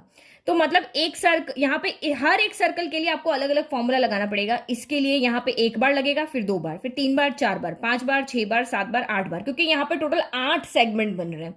तो एक सेगमेंट का फॉर्मूला हम लगा लें और उसको 8 से मल्टीप्लाई कर लें तो ये चारों जो आपके 8 सेगमेंट बन रहे हैं उन सबका यहाँ पर क्या आ जाएगा, एरिया आ जाएगा। अब सेगमेंट का फॉर्मूला तो पता है, इसमें आपका 120 डिग्री वाला तो आ ही नहीं रहा। तो देखो यहाँ पे बहुत ईजी हो रहा है क्वेश्चन, 8 से हम मल्टीप्लाई करेंगे इनटू, सेगमेंट का फॉर्मूला क्या होता है, pi R square theta upon 360 होता है, minus R square sine theta by कितना होता है, 2 होता है। ठीक है, तो रेडियस आपको गिवन है, रेडियस यहाँ पे मेरी 1 है, कॉर्ड का हमें कोई मतलब नहीं है, नहीं कॉर्ड का मतलब है थीटा कैसे फाइंड करेंगे, तो थीटा कैसे फाइंड करोगे, आपकी ये कॉर्ड कितनी लेंथ की है, ये कॉर्ड आपकी 1 सेंटीमीटर की है। तो ये पूरा ट्राइंगल में जिसकी तीनों साइड्स इक्वल होती है वो कौन सा ट्राइंगल होता है, इक्विलेटरल ट्राइंगल होता है। और इक्विलेटरल ट्राइंगल के सारे एंगल्स क्या होते हैं, इक्वल होते हैं। तो ये एंगल आपका यहाँ पर कितना हो गया, 60 डिग्री के। तो पता है ना इक्विलेटरल ट्राइंगल के जो तीनों एंगल होते हैं वो 60 डिग्री के होते हैं। तो हमें थीटा भी यहाँ पे कितना मिल गया है, 60 डिग्री। अब वैल्यू पुट करो और सॉल्व कर लो, कितना इजी हमारा यहाँ पे क्वेश्चन हो गया। आप क्वेश्चन को चैप्टर से रिलेट करो, देखो ये सर्कल है ना, तो सर्कल वाले चैप्टर से रिलेट करके देखो कि यहाँ सर्कल वाले चैप्टर में से कौन सा फॉर्मूला लग सकता है। तो जब भी इस तरह से बात आती है तो यहाँ पे सेगमेंट हो गया, सेक्टर हो गया, इस तरह से लगा करके आप रिलेट करके करो। अब यहाँ पे सॉल्व करो, ये 8 हो गया इनटू पाई, पाई में हमारी वैल्यू देखो, आंसर भी देखते रहो, यहाँ पे जो ऑप्शन है उसमें पाई एज इट इज है, तो पाई को हमने ऐसे ही रहने दिया। आर स्क्वायर यानी 1 स्क्वायर हो गया, थीटा आपका कितना हो गया 60 डिवाइड बाय आपका 360 हो गया, माइनस आर स्क्वायर, तो ये 1 स्क्वायर हो गया, और साइन थीटा कितना है 60 डिग्री है, डिवाइड बाय आपका यहाँ पर 2 हो गया। तो ये 8 हो गया, 1 स्क्वायर 1 ही होता है, 60 से ये कैंसिल हो गया, 60 टाइम 6 टाइम, ओके। तो ये यहां से आपका कितना हो गया, पाई बाय हो गया आपका यहाँ पर 6, माइनस साइन 60 कितना होता है, तो √3/2 होता है, डिवाइड बाय आपका 2, 1 का स्क्वायर तो 1 ही रह गया। बस इसको सॉल्व कर लो, 8 हो गया, पाई बाय 6 हो गया, माइनस √3/2, ये इसको 1/2 कर दो, तो 1 √3 से मल्टीप्लाई होगा, 2 2 से मल्टीप्लाई होगा, तो ये क्या हो जाएगा, √3/4 हो जाएगा। तो देखो कौन सा आंसर मैच कर रहा है, ये वाला 8 पाई बाय 6 माइनस √3/4, तो ऑप्शन डी राइट है। ठीक है, कुछ नया नहीं था, बस थोड़ा सा क्वेश्चन को आपको घुमा के पूछा, आपको पता ही नहीं लगेगा कौन सा फॉर्मूला लगाना है, लेकिन अगर आपके दिमाग में ये लगता है कि ये सर्कल है और सर्कल से रिलेटेड फॉर्मूला यहाँ पे लग सकता है, तो आप वहां पे कुछ कर सकते हो। नेक्स्ट देखो आप, next question, if 2.5 are the zeros of this equation then find p और r। ये p और r वेरिएबल है ना, ये फाइंड करना है, ये बहुत सिंपल है। आपने जो चैप्टर नंबर 2 देखा है ना, जीरोस आपको दिए होते तो वो जीरोस इसको क्या करते हैं, सेटिस्फाई करते हैं। आपको एक क्वाड्रेटिक इक्वेशन दी हुई है, आप उसके जीरोस फाइंड करते हो। जीरोस क्या होते हैं, जीरोस वो वैल्यू होती है जिसमें आप एक्स की जगह पुट करो तो लेफ्ट इक्वल टू राइट हो जाता है, यानी कि उसमें पुट करने पर इक्वल वो क्या आ जाने चाहिए, जीरो आ जाने चाहिए। मतलब एक्स की यहाँ पर ऐसी वैल्यू, वो जीरोस वही होंगे, वही दो वैल्यू होगी जिसकी डिग्री जितनी होती है उतने जीरोस होते हैं। तो यहाँ पे दो नंबर ऐसे आएंगे जिसको पुट करने पर इक्वेशन इक्वल क्या हो जाती है, जीरो हो जाती है। तो आपको कह रहे हैं भाई ये 2 और हाफ इसके जीरोस हैं, तो इसका मतलब P2 इक्वल टू भी जीरो होगा और P हाफ इक्वल टू भी यहाँ पर क्या होगा, जीरो होगा। तो भाई हमें दो वेरिएबल की वैल्यू लानी है, तो दो इक्वेशन चाहिए, एक इक्वेशन यहाँ से बनेगी, एक इक्वेशन यहाँ से बनेगी। तो अब इसमें 2 पुट करो, इस इक्वेशन के अंदर 2 रखा, तो ये 2 का स्क्वायर क्या हो गया, 4p हो गया। फिर ये क्या हो गया, 5 2 10 हो गया, और ये plus r as it is रह गया। फिर इसमें आप हाफ पुट करो, यहाँ पे हाफ भी रखेंगे ना, ये भी, तो हाफ रखा तो ये कितना हो जाएगा, p/4 हो जाएगा। तो ये p बाय आपका 4 हो गया, प्लस 5 बाय आपका यहाँ पर 2 हो गया, और ये प्लस r इक्वल टू ये आपका क्या हो गया, यहाँ पर 0 हो गया। अब चाहे तो एलसीएम ले लो, नहीं तो ये तो देखो r से r आपका यहाँ पे सीधा कैंसिल हो रहा है, तो हम तो सीधा ही कर देते हैं।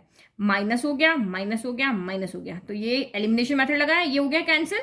तो ये हो गया आपका 4p माइनस p/4 हो गया, और प्लस 10 माइनस 5 बाय कितना हो गया, 2 हो गया, इक्वल टू 0। बस अब इसको सॉल्व करो, तो हम यहाँ पे क्या करते हैं, एलसीएम ही ले लेते हैं। 4 2, इसके डिवाइड में कुछ नहीं, 1 ले लिया, इसके डिवाइड में कुछ नहीं, 1 ले लिया, तो 4 और 2 का एलसीएम 4 ही आएगा। 1 के टेबल में 4 आता है 4 टाइम, तो ये 16p हो गया।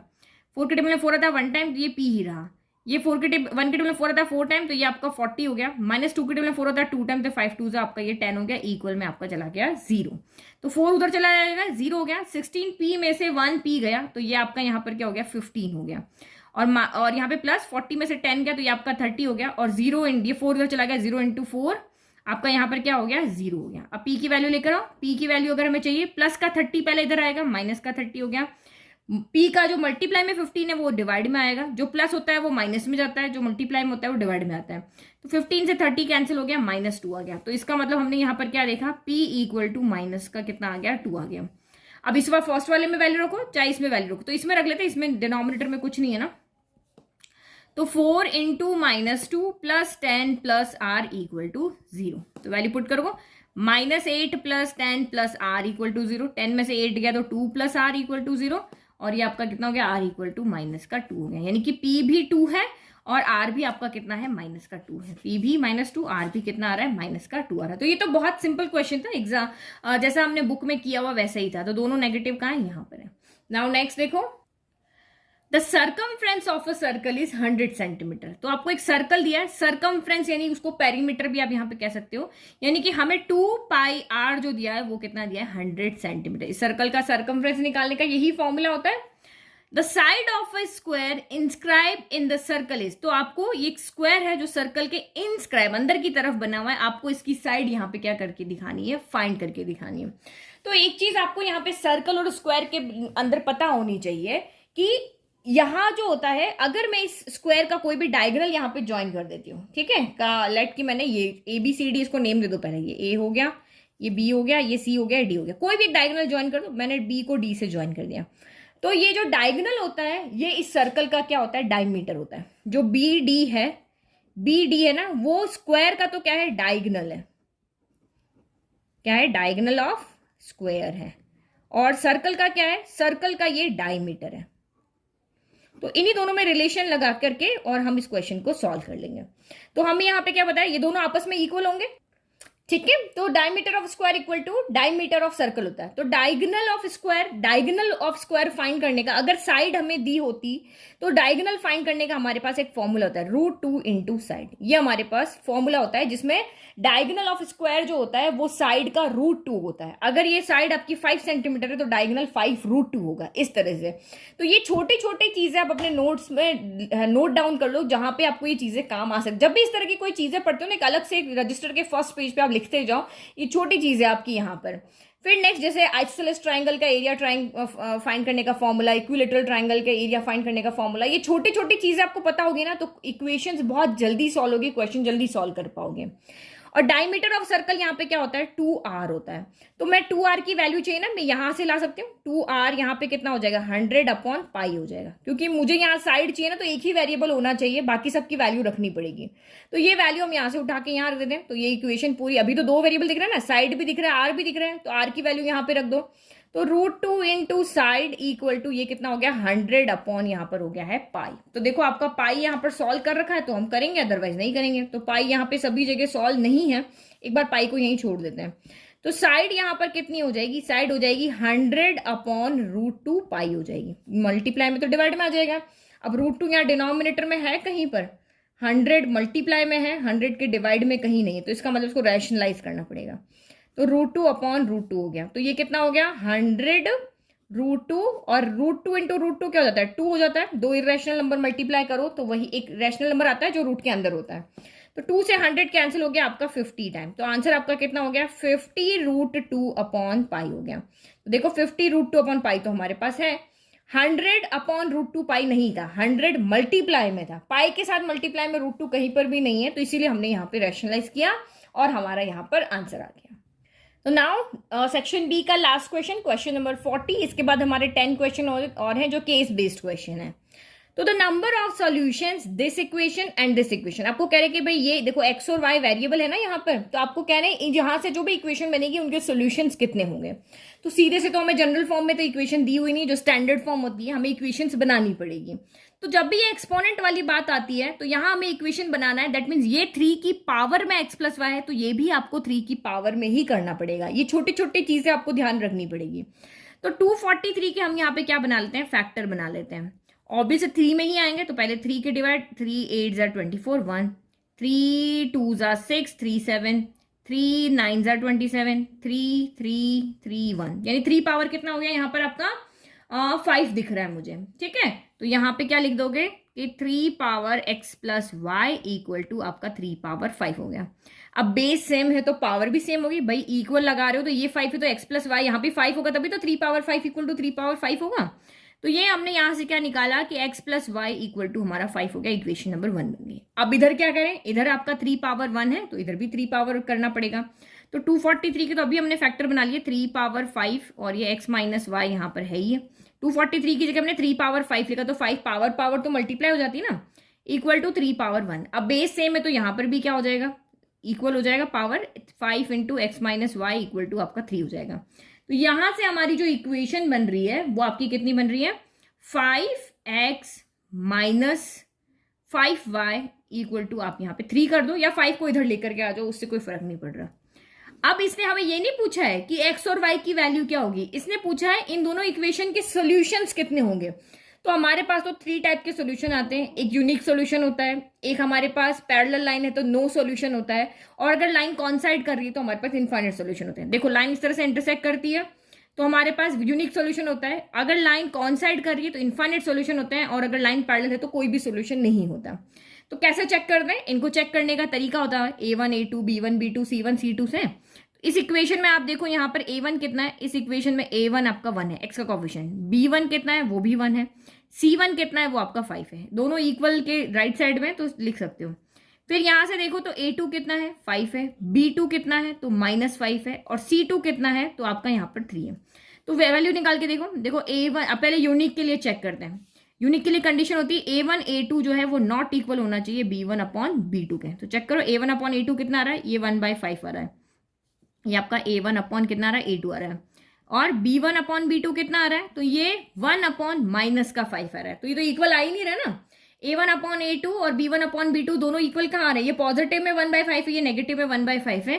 तो ये कंडीशन फुलफिल हो रही है। दैट मीन्स कि यहाँ पर हमें कितने सोल्यूशन मिलेंगे? ओनली 1। यूनिक सोल्यूशन मतलब सिर्फ इन इक्वेशन का एक ही सोल्यूशन हो सकता है। तो देखो कितना क्वेश्चन को घुमा के आपको पूछा है। तो ये भी आपका ट्रिक, मतलब मैं ये मानती हूँ कि 40 क्वेश्चन में से 30 क्वेश्चन तो आप इजीली कर पाओगे डायरेक्ट क्वेश्चन, लेकिन 10 क्वेश्चन ऐसे हैं जो हॉट क्वेश्चन है। बिल्कुल जो अच्छे से डीप में पढ़ाई कर रहे हैं ना, वही बच्चे वो बाकी के क्वेश्चंस को अटेंड कर पाएंगे। तो जिनको पास होना है ना, वो ओनली एनसीईआरटी अच्छे से पढ़ लोगे तब भी आपके यहाँ पे बहुत अच्छे 80% तक मार्क्स आ जाएंगे।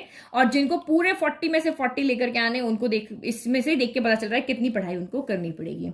नाउ सेक्शन सी के पास जाते हैं। तो सेक्शन सी जो है वो हमारा केस बेस्ड क्वेश्चन है। 2 केस आपके यहाँ पर होंगे और 10 क्वेश्चन होंगे, उसमें से आपको कोई 8 यहाँ पे अटेंड करने। एक केस में से 4 लेने, दूसरे केस में से आपको 4 लेने हैं। तो इन क्वेश्चंस को सॉल्व करने के लिए केस को आपको बहुत अच्छे से पढ़ना है, क्योंकि कहीं पर तो ऐसा होगा कि सारा कुछ केस से ही रिलेट होगा और कुछ क्वेश्चन ऐसे होंगे जहां पे केस से कोई कनेक्शन नहीं होगा। आप सिंपल वहां पे आपके आंसर आप दे पाओगे। तो यहाँ पे हम केस को ठीक से पढ़ते हैं। The figure given alongside shows the path of a diver. ये जो आपको पाथ दिख रहा है ना, ये डाइवर का पाथ है, मतलब वो यहाँ से जंप करेगा करके इस तरह से यहाँ पर नीचे आएगा पानी के ऊपर। When she takes a jump from the diving board, ये इसका यहाँ पर क्या है, डाइविंग बोर्ड है। तो जो ये पाथ बन रहा है वो आपको कौन सा शेप दिख रहा है? पैराबोला। आपने चैप्टर 2 में देखा होगा ना, जो हम यहाँ पे इक्वेशंस के ग्राफ बनाते हैं वो पैराबोला आते हैं। अलग अलग कंडीशंस थी। Any was standing on a diving board. अब एनी क्या कर रही है? यहाँ पर खड़ी हुई है डाइविंग बोर्ड पे 48 feet above the water level. तो ये जो डाइविंग बोर्ड है ना, ये जो हमारा वाटर लेवल है उससे 48 फीट की क्या है, हाइट पर है। ठीक है। She took a dive into the pool. इसके बाद वो यहां से एकदम से पूल में क्या कर लेती है, जंप कर लेती है। Her height in feet above the water level at time t in second is given by the polynomial ht. तो यहाँ पे क्या दे रखा है, h जो है वो उसकी हाइट है। हर हाइट किसके अंदर है, फीट के अंदर। पानी के ऊपर जो उसकी हाइट है, किसी भी टाइम t सेकंड पे जो भी उसकी पानी के ऊपर जो भी उसकी हाइट है, वो आपको यहाँ पे इक्वेशन की फॉर्म में दिखा रखी है। तो जैसे हमारे x और y में इक्वेशन होती है, वैसे ये यहाँ पर h और t में आपकी इक्वेशन है। t आपका टाइम है और h उसकी हाइट है जब वो पानी के बाहर है। अब आपको क्वेश्चन पूछ रहा है what is the value of के। के की वैल्यू यहाँ पर क्या होगी? इस यहाँ पर के की वैल्यू आपको निकाल के बतानी है। तो जब हमारे पास एक्स और वाई की वैल्यू होती है, यानी इक्वेशन हमारी एक्स और वाई में होती है, अभी हमने कुछ क्वेश्चंस भी यहाँ पर सॉल्व किए थे, तो आपको यहाँ पर एच और टी की वैल्यू लेकर के आनी है जो आप इक्वेशन को सेटिस्फाइड करती होगी। तो वो एच और टी की वैल्यू आप यहाँ पे जब पुट कर लोगे तो आपकी के की वैल्यू आएगी, क्योंकि 3 ही वेरिएबल यहाँ दिख रहे हैं, एच दिख रहा है, टी दिख रहा है। एच आपकी हाइट है, टी आपका टाइम है और के यहाँ पर आपको वेरिएबल दिया है। तो के की वैल्यू निकालनी है, दैट मीन्स आपको एच और टी की वैल्यू यहाँ पर रखनी है। तो बहुत ट्रिकी क्वेश्चन है ये, बहुत सही से समझोगे तो कर पाओगे। तो के की वैल्यू हम ऐसे निकालते, ऐसा कोई पॉइंट हम निकालते जो इसको सेटिस्फाइड करेगा ही करेगा। तो वो पॉइंट यहाँ पे हम कैसे निकालेंगे, देखो। तो इसी को हम यहाँ पे देखते हैं। देखो जब वो यहाँ पे डाइविंग बोर्ड पे खड़ी हुई है तो उसका पानी से ऊपर उसकी हाइट कितनी है, जो उसकी हाइट है वो यहाँ पर कितनी है, 48 फीट है। और अभी तो वो जंप किया भी नहीं, तो उसका मतलब टाइम यहाँ पर कितना हो गया, 0 हो गया। यही हम यहाँ से एक इक्वेशन बना सकते हैं कि भाई जब वो बोर्ड पे खड़ी है, अभी उसने जंप किया भी नहीं, क्योंकि टी जो टाइम है वो क्या है आपका, about the water level at any time t in second is given by the polynomial ht such that। तो ये उसकी हाइट जब वो बोर्ड के ऊपर खड़ी होगी तो वाटर लेवल से वो 48 फीट की हाइट पर होगी और उसका टाइम यहाँ पर 0 होगा, क्योंकि उसने अभी जंप यहाँ पे शुरू नहीं किया है। तो इसका मतलब t इक्वल टू 0, टाइम जब आपका 0 है तो उसकी हाइट यहाँ पर क्या है, 48 फीट है। अभी यहाँ खड़ी हुई ना, तो बस अब आप इसमें पुट कर लो और उसको सॉल्व कर लो, तो आपका यहाँ पे k की वैल्यू आ जाएगी। तो यानी कि क्वेश्चन नंबर 41 के अंदर हमें यहाँ पे क्या गिवन है, एच टी जो है वो हमारा 48 है। एच टी यहाँ पे इक्वेशन को दिखा रहा है, ये हाइट है। कब, जब उसका यहाँ पर टाइम 0 है, जब वो बोर्ड पे खड़ी हुई है। तो आप इसमें पुट करो, हमारी इक्वेशन क्या है यहाँ पर, H T equal to minus का 16 T square plus 8t plus यहाँ पर क्या है, k है। तो वैल्यू पुट करो, यहाँ पे आपका 48 आ गया, इक्वल टू t की जगह 0 रखोगे तो ये पूरा 0 हो जाएगा, ये पूरा 0 हो जाएगा। ओनली यहाँ से क्या बचेगा, k बचेगा, क्योंकि माइनस का 16 इंटू 0 0 हो गया, 8 इंटू 0 0 हो गया, तो k इक्वल टू यहाँ से कितना आ गया आपका, 48 आ गया। तो ऑप्शन सी आपका यहाँ पर क्या है, राइट है। फिर नेक्स्ट बोला, at what time will she touch the water level in the pool. अब उसने कहा कि वो कितने टाइम के बाद वो पूल को यहाँ पर पानी के लेवल को टच करेंगे। तो अब उसने क्या किया, यहां से जंप किया, जंप करके वो यहां पर आ गई वाटर लेवल को, जब वो टच कर रही है तो अब आप मुझे बताओ यहाँ पे कौन 0 हो जाएगा। तो यहाँ पे अब उसकी हाइट 0 हो जाएगी, क्योंकि उसने यहाँ वाटर लेवल से 48 फीट की हाइट से उसने जंप किया, यहाँ आकर के अब उसकी वाटर लेवल तक वो पहुंच गई है। तो यहाँ से हाइट शुरू हुई थी, यहाँ हाइट कितनी थी, 0 थी, 0 से 48 हाइट के ऊपर वो खड़ी हुई थी, यहाँ से आई, यहाँ पर आई और यहाँ पे वाटर के लेवल को उसने टच कर लिया। मतलब अब उस पैराबोला की हाइट जहां से शुरू हुई थी वो अब खत्म हो चुकी है। तो यहाँ पे इस कंडीशन के अंदर उसकी जो हाइट है वो कितनी हो गई है, 0। तो यहाँ पर एच टी आपका कितना हो गया है, 0। अगर एच टी 0 है तो ये वाली जो इक्वेशन है उसमें हम के की वैल्यू तो लेकर के आ गए। तो अब यहाँ पे एच और टी दो ही वेरिएबल है, तो आप एच टी की जगह 0 रख दो और टी की वैल्यू निकाल लो, बहुत ईजी है। तो हम यही काम करते हैं यहाँ पर, ठीक है। तो ये वैल्यू रखनी है, ये वैल्यू रखनी है और इस इक्वेशन को सॉल्व करके हमें यहाँ पे के कहां से आया, तो के हमारा यहाँ ऊपर से आया। तो एक ही पैराबोला के लिए अलग अलग कंडीशन है ना। तो ये आपका यहाँ पर हो गया 0 इक्वल टू माइनस का 16t square plus 8t plus क्या हो गया यहाँ पर 48 हो गया। तो हमारी जो ये क्वाड्रेटिक इक्वेशन दिख रही है इसमें पहली वाली टर्म हम नेगेटिव नहीं रखते हैं, तो यहाँ से हम कुछ कॉमन ले लेते हैं। तो यहाँ देखो 8 के टेबल में 8 आता है, 16 आता है, 48 आता है, तो मैं माइनस का 8 यहाँ से कॉमन ले लेती हूँ।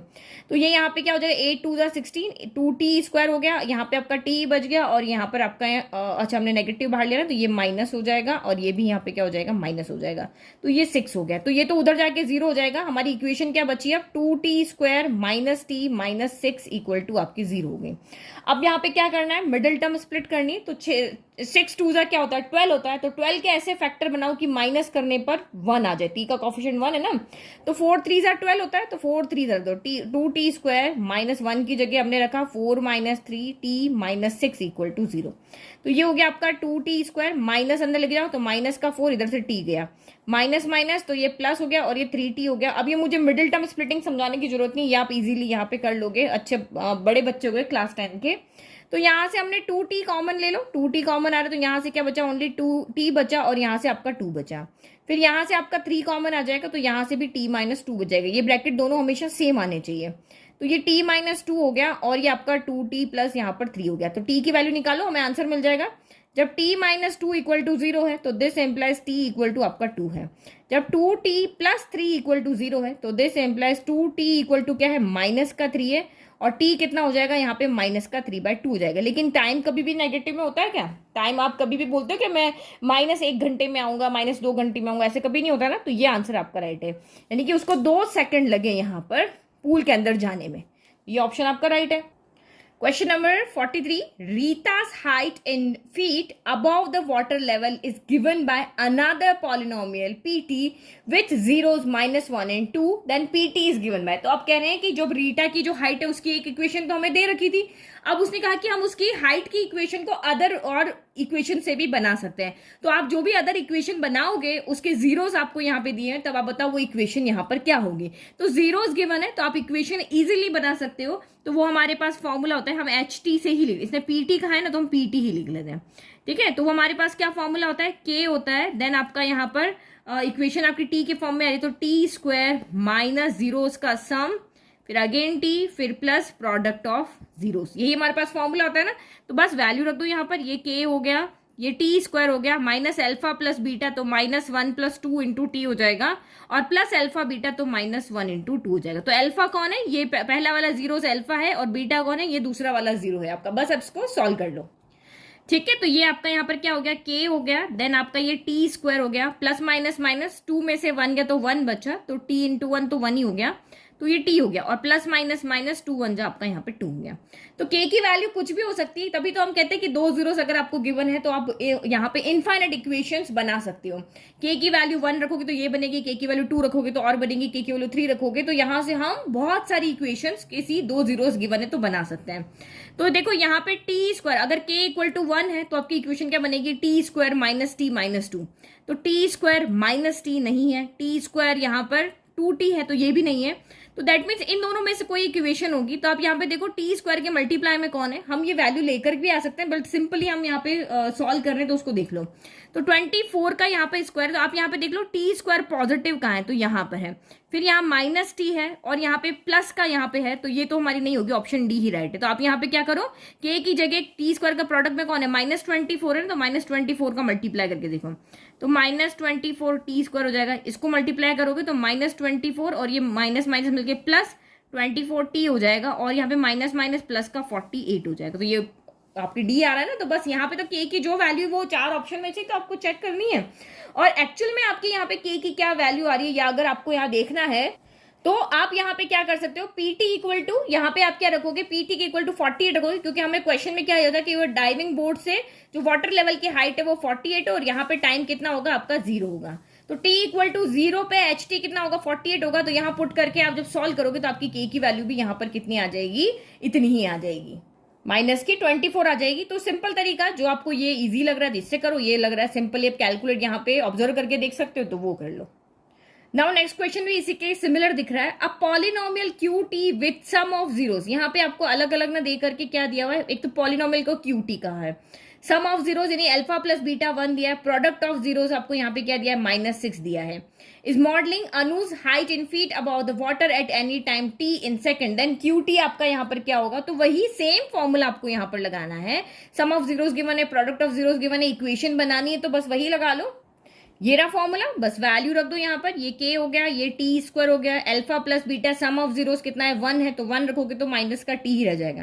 प्रोडक्ट ऑफ जीरो माइनस का 6 है, या माइनस का 6 रखोगे तो ये माइनस का 6 हो गया। अब फिर से आप वही रिलेट करके देखो, के अगर 1 है तो T square minus T minus 6 होगा। तो यहाँ पे देखो टी स्क्वायर है लेकिन ये दोनों माइनस नहीं है, अब यहाँ पे भी माइनस चाहिए तो ये दोनों तो आपके यहाँ पर नहीं है। अब ये यहाँ पर है तो देखो यहाँ दो नेगेटिव कहाँ पे आ रहे हैं, तो ये नेगेटिव यहाँ पे नहीं है, इसका मतलब ये पॉजिटिव वाले होंगे क्योंकि हम -8 से मल्टीप्लाई करेंगे। तो आप यहाँ पे के की जगह पे क्या पुट कर दो, -8 पुट कर दो, पुट करके मल्टीप्लाई करो, -8 T square minus T minus 6 multiply करोगे तो ये क्या हो जाएगा, माइनस का 8 T square minus minus plus 8 T हो जाएगा, और ये माइनस माइनस प्लस 8 6 48 हो जाएगा। तो ये हो गई इक्वेशन, ये हमारी कौन सी आ रही है, ये वाली सी वाली ऑप्शन हमारा राइट है। तो ये तो बहुत सिंपल इक्वेशन थी, दोनों क्वेश्चन बहुत बिल्कुल सेम है। नाउ लास्ट क्वेश्चन देखो, न zeros of polynomial are T, ये इक्वेशन आपको दी हुई है, are negative of each other. तो यहाँ पे आपको क्या कहा है, ये जो इक्वेशन है इसके जीरोस जो भी आएंगे, यानी कि जैसे यहाँ पे जीरोस आ रहे थे ना, -1 2 आ रहा था, यहाँ पे सम प्रोडक्ट में दिया था, तो इस इक्वेशन के जो भी जीरोस आएंगे वो एक दूसरे से नेगेटिव साइन में है। तो यानी कि अगर एक आपका अल्फा है तो दूसरा यहाँ पर क्या बीटा क्या हो जाएगा, वो माइनस अल्फा के इक्वल हो जाएगा, या फिर आप कह दोगे अल्फा जो होगा वो माइनस बीटा के इक्वल होगा। The zeros of the polynomial are negative of each other, मतलब अगर ये 10 है तो ये -10 होगा, अगर पहला वाला पॉलिनोमियल आपका 5 है तो दूसरा -5 होगा। देन के इज, तब आपको बताना है इस के की वैल्यू यहाँ पर क्या होगी। तो बस आपको वो पता है ना, सम ऑफ जीरोस ले लो या प्रोडक्ट ऑफ जीरोस ले लो, उससे हम यहाँ पे के की वैल्यू लेकर आ जाएंगे। तो के किसके पास है, टी का कोफिशिएंट को हम यहाँ पे क्या कहते हैं, टी स्क्वायर के कोफिशिएंट को ए कहते हैं, टी के कोफिशिएंट को बी कहते हैं, कांस्टेंट को हम सी कहते हैं। तो बी की वैल्यू जिसके साथ आती है वो क्या होती है, alpha plus beta equal to minus का बी बाय ए, क्योंकि हमें बी में के मिल रहा है तो ये वाला फॉर्मूला हमें लेकर आना पड़ेगा।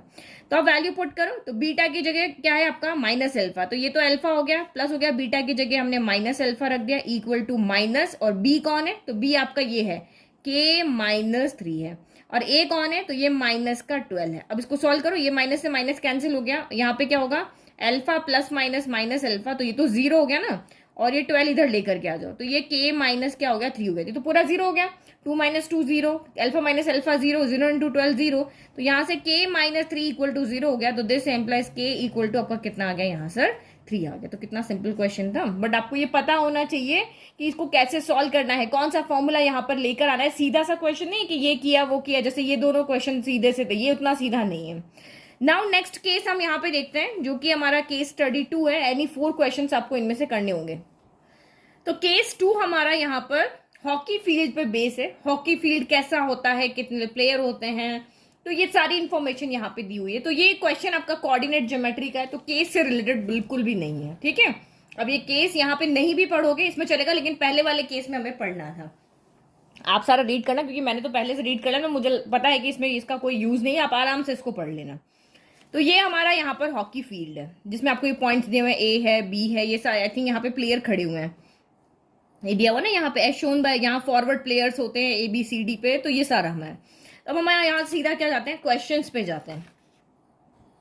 तो 46 क्वेश्चन हमारा यहाँ पे क्या कह रहा है, the coordinates of the centroid of triangle E H G. तो सेंट्रॉइड का फॉर्मूला आपको पता है ना, x1 plus x2 plus x3/3। Coordinate geometry बहुत इजी क्वेश्चन आता है, अगर इसमें से केस बेस्ड क्वेश्चन आता है आपका, y1 plus y2 plus y3/3। तो आप इन ई एच जी के कोऑर्डिनेट ले आओ और ये वाला फॉर्मूला यहाँ पे लगा दो।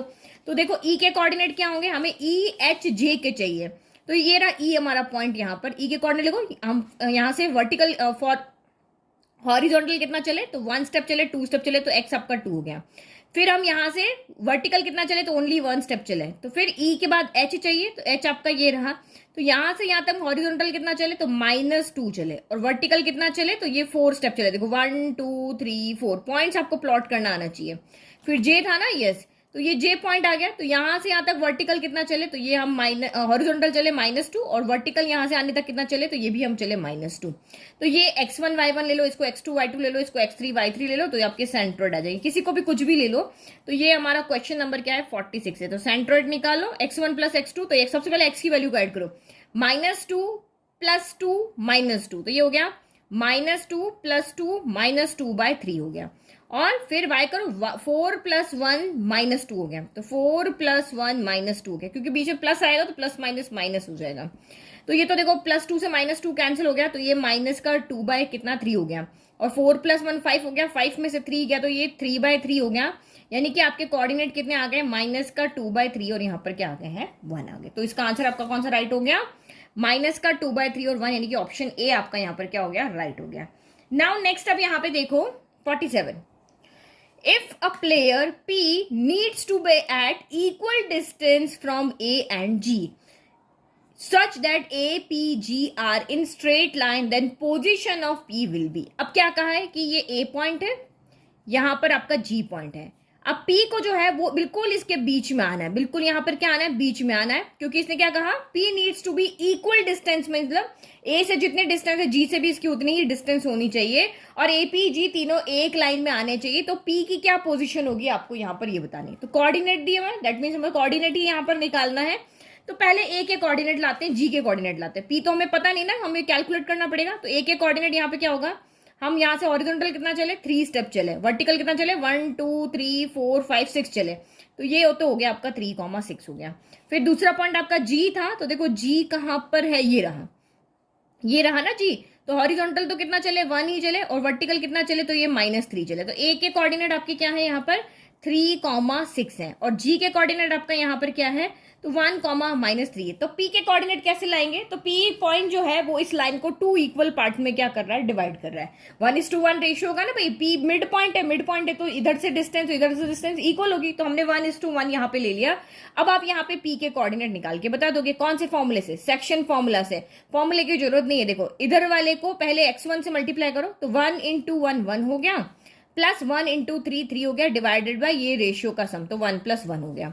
फिर 1 को y के कोऑर्डिनेट से मल्टीप्लाई करो, तो 1 × -3 हो गया, और 1 × 6 आपका ये 6 हो गया, डिवाइड बाय 1 + 1 हो गया। तो ये सेक्शन फॉर्मूला तो अभी मैंने थोड़ी देर पहले ही यहाँ पे क्वेश्चन सॉल्व करवाए थे, उसमें बताया था m1x2 + m2x1 divide by m1 + m2, और m1y2 + m2y1 divide by m1 + m2। ये फॉर्मूला आप यहाँ पे लगा देना। तो 3 + 1 कितना हो गया, तो ये हो गया 4/2, और यहाँ पे 6 में से 3 गया, तो ये हो गया 3/2। तो ये 4/2 आपका 2 हो गया, और ये 3/2 हो गया। तो ये कौन सा ऑप्शन आपका राइट हो गया, ऑप्शन नंबर सी। तो क्वेश्चन नंबर 48 क्या कह रहा है, the point on x axis. तो एक्स एक्सिस के ऊपर जो भी पॉइंट होता है वो क्या होता है, जिसने एनसीईआरटी पढ़ी उसको अच्छे से पता होगा, एक्स एक्सिस पे एक्स की तो कोई ना कोई वैल्यू होगी, लेकिन वाई क्या होगा, वहां पर 0 होगा। The point on x axis जो कि इक्वल डिस्टेंस पे है, किससे? ये पॉइंट है एक्स एक्सिस के ऊपर, ये आई और ई से जो है वो इक्वल डिस्टेंस पे है। तो भाई आपको डिस्टेंस इक्वल कह दिया, तो आपको कह रहे कि भाई इसका यहाँ पे ये जो पॉइंट है इसको फाइंड करके बताओ। तो पहले हम आई और ई के कोऑर्डिनेट तो निकाल लें। तो आई का कोऑर्डिनेट यहाँ पे क्या होगा? तो आई आप देखो यहाँ पे कहाँ दिख रहा है, जी डी सी आई कहाँ दिख रहा है? ये रहा यहाँ पर, ये आई है ना। तो x के लिए कितना चले? -1 चले, तो ये -1 हो गया। और y के लिए कितना चले? तो ये +1 हो गया। और i के अलावा और क्या था आपका? e था ना, तो e के कोऑर्डिनेट तो अभी मैं लिखे थे ना 2,1। तो यहां से आपको क्या कह रहा है? दोनों से इक्वल डिस्टेंस पे ये होना चाहिए। जो भी आप पॉइंट है यहाँ पर किस पे ले रहे हो? एक्स एक्सिस पे ले रहे हो, इस एक्सिस पे आप ले रहे हो, दोनों से इक्वल डिस्टेंस पे यहाँ पर होना चाहिए, एक्स एक्सिस पे। ठीक है, तो आई के कोऑर्डिनेट यहाँ पे लिख लेते हैं। आई के कोऑर्डिनेट कितने आए थे? -1,1 आए थे। ई के कोऑर्डिनेट आपके कितने आए थे? 2,1 आए थे। बस आपको जो कह रहा है भाई ये पॉइंट इससे भी और इससे भी इक्वल डिस्टेंस पे, तो डिस्टेंस का फॉर्मूला लगा लो और आपको एक्स की वैल्यू यहाँ पर मिल जाएगी। तो डिस्टेंस का फॉर्मूला क्या होता है? √of x2 - x1 का स्क्वायर प्लस y2 - y1 का स्क्वायर। तो यहाँ पे क्या है? इस पॉइंट को मैं ए ले लेती हूँ। ए आई इक्वल टू, यहाँ पर क्या है? ए आई इक्वल टू ए ई होगा ना, यही होगा ना। तो क्योंकि स्क्वायर रूट दोनों साइड से क्या हो जाएगा? कैंसिल हो जाएगा। तो हम सिंपल फॉर्मूला लगा लेते हैं। तो x, इसको x1 y1, इनको x2 y2 ले लेते हैं। तो x2 - x1 होता है ना, तो -1 - x, तो -1 - x का स्क्वायर प्लस 1 - 0 का स्क्वायर। तो ये 1 - 0 का स्क्वायर हो गया। इधर वाले रूट से इधर वाला रूट मैंने कैंसिल कर दिया। फिर ये x2 y2 x1 y1 है, तो 2 - x का स्क्वायर, तो ये 2 - x का स्क्वायर हो गया। और ये 1 - 0 का स्क्वायर हो गया। तो 1 - 0 का स्क्वायर इधर भी है, इधर भी है, ये तो हो गया हमारा कैंसिल। अब इसको सॉल्व करो। a - b का होल स्क्वायर ले लो या माइनस कॉमन ले लो, कुछ भी ले लो यहाँ पर। तो आप यहाँ पे थोड़ा सा कंफ्यूज हो जाओगे। तो इसको मैं यहाँ पे क्या करती हूँ, माइनस बाहर ले लेती हूँ। तो माइनस बाहर आके माइनस का स्क्वायर आएगा और ये 1 + x बच जाएगा। तो 1 + x का होल स्क्वायर बच जाएगा और ये आपका 2 - x का स्क्वायर ही रहेगा। तो माइनस का स्क्वायर तो प्लस हो गया, उससे कोई फर्क नहीं पड़ेगा क्योंकि आप पता नहीं चल रहा फॉर्मूला कौन सा लगाना है, इसलिए ऐसा किया। तो a + b का स्क्वायर 1 का स्क्वायर 1 हो गया, x का स्क्वायर x हो गया और ये आपका यहाँ पर 2x हो गया। 2 का स्क्वायर 4 हो गया। फिर अगेन a - b का होल स्क्वायर लगेगा, x का स्क्वायर x स्क्वायर हो गया और -2ab, तो ये आपका 4x हो गया। x स्क्वायर से आपका x स्क्वायर यहाँ पे क्या हो गया? कैंसिल हो गया। 4x को उधर लेके जाओ, तो ये आपका 4x नेगेटिव उधर लेके पॉजिटिव हो गया, 2x वहां पे पहले से, और ये 4, ये -1 हो गया। तो 6x = 4 - 1 3 हो गया। तो x = कितना हो गया? 3/6, यानी कि 1/2 हो गया। तो x की वैल्यू आपकी कितनी आ रही है? 1/2 आ रही है। तो यहाँ पर, और x की वैल्यू 1/2 और ये 0 है, ये तो a पॉइंट यहाँ पे इसका आंसर हो गया 1/2, 0। देखो यहाँ पे आपको डाउट हो रहा है ना, तो आप ऐसे -1 - x कर रहे हो, तो x माइनस इस तरह से भी कर सकते हो। इसको x2 y2 ले लो, तो ये x -1 का स्क्वायर हो जाएगा। तो ये भी आपका x + 1 का होल स्क्वायर ही रहा यहाँ पर। ठीक है, तो इसमें थोड़ा कंफ्यूज मत होना, दोनों साइन सेम है, मतलब a + b के होल स्क्वायर का फॉर्मूला ही यहाँ पर लगेगा। नाउ नेक्स्ट 49 देखते हैं। तो 49 और 50 बस दो ही पार्ट हमारे यहाँ पे बचे हैं। What are the coordinates of the position of a player Q? तो आपको प्लेयर Q है उसके कोऑर्डिनेट्स फाइंड करते हैं कि भाई वो कहाँ पे खड़ा होगा, कैसे खड़ा होना है। कि his distance from K is, K point से जो उसकी डिस्टेंस है, his distance from K is twice his distance from E। तो उसकी डिस्टेंस ऐसी है कि देखो ये मैंने यहाँ पे 2 पॉइंट ले लिए, K ले लिया, E ले लिया। अब हमें इस Q को ऐसी जगह पे रखना है कि E पॉइंट से उसकी जितनी भी डिस्टेंस है, अगर ये 2 सेंटीमीटर की डिस्टेंस है तो K से जो है वो उसकी डबल है। तो मैं Q को यहाँ E के पास रख लेती हूँ क्योंकि उसने कहा कि E पॉइंट से जितनी भी डिस्टेंस है उसकी डबल उसकी K पॉइंट्स है। तो रेशियो क्या हो गया भाई? इधर डबल है और इधर सिंगल है, तो 2:1 रेशियो हो गया। तो अब हमें Q के कोऑर्डिनेट निकाल के लाने, पहले K के और E के कोऑर्डिनेट आपको यहाँ पे चाहिए। तो यहां से देखो आपका K कहां पर है, ये तो E हो गया, K हो गया। तो K के कोऑर्डिनेट देखो, X के लिए हम कितना चले? -4 चले, और Y के लिए कितना चले? ओनली 1 स्टेप चले, तो -4 1 हो गया। और E के लिए, E के कोऑर्डिनेट आपको 2,1 यहाँ पे पता ही है। देखो आप जनरली भी यहाँ पर देख सकते हो कि ये पॉइंट यहाँ पे कुछ एक्सिस के ऊपर कुछ आएगा। तो ये इसके कोऑर्डिनेट कितने हैं आपके? -K के कोऑर्डिनेट -4,1 है और E के कोऑर्डिनेट आपके 2,1 है। तो यहाँ पे देखो कैलकुलेशन किए बिना भी देख सकते हैं। यहाँ पे देखो ये K है ना और ये आपका E है। तो इस ओरिजिन से आप यहाँ पे डिस्टेंस देखते हो, ये टोटल डिस्टेंस दोनों के बीच में कितनी है? तो 1 2 3 4 5 6 है। तो यहाँ से यहाँ तक 2 होगी और यहाँ से यहाँ तक 4 होगी। तो इस पॉइंट के कोऑर्डिनेट क्या होंगे? इस y एक्सिस पे x क्या होता है? 0 और y कितना होता है? 1। देखना 0,1 ही यहाँ पर आंसर आएगा। तो हम तो सॉल्व कर लेते हैं। ये यहाँ पे सेक्शन फॉर्मूला लगा लेते हैं भाई। Q के कोऑर्डिनेट कैसे आएंगे? वही सेक्शन फॉर्मूला, 2 2 ज़ा 4 हो गया, 1 इंटू -4 -4 बाय कितना हो जाएगा 2 + 1 हो जाएगा। वही सेक्शन फॉर्मूला लगा रहे हैं M1 M2 वाला।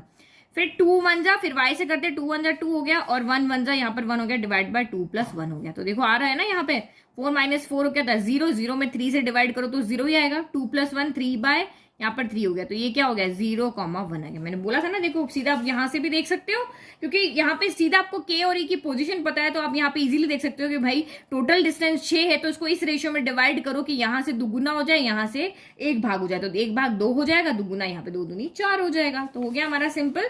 तो 49 का आंसर यहाँ पे क्या आ रहा है 0,1 आ रहा है। ठीक है।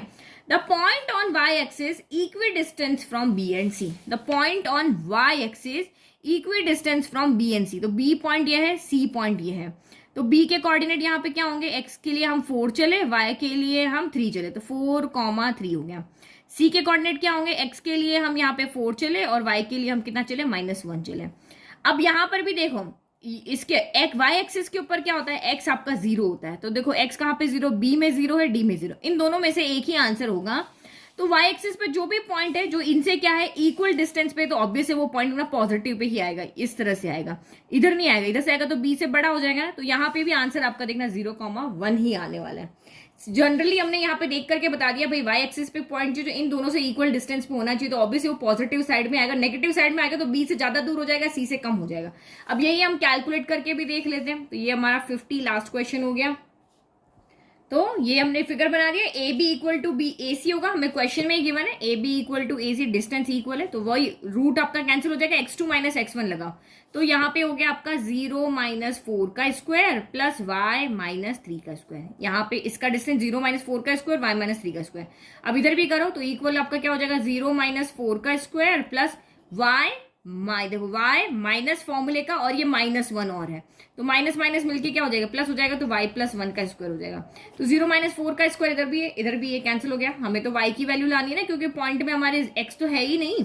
ओपन करो तो ये y स्क्वायर हो गया, a - b का होल स्क्वायर लगा रहे, 3 का स्क्वायर 9 हो गया, माइनस का 6y हो गया, इधर y स्क्वायर हो गया प्लस 1 हो गया, और ये आपका प्लस का 2y हो गया। y स्क्वायर से y स्क्वायर कैंसिल, इसको हम इधर लेकर के आते हैं, तो 9 और प्लस 1 इधर आया, -1 हो गया, ये 2y यहाँ पहले से, माइनस का 6y इधर आके प्लस का 6y हो गया।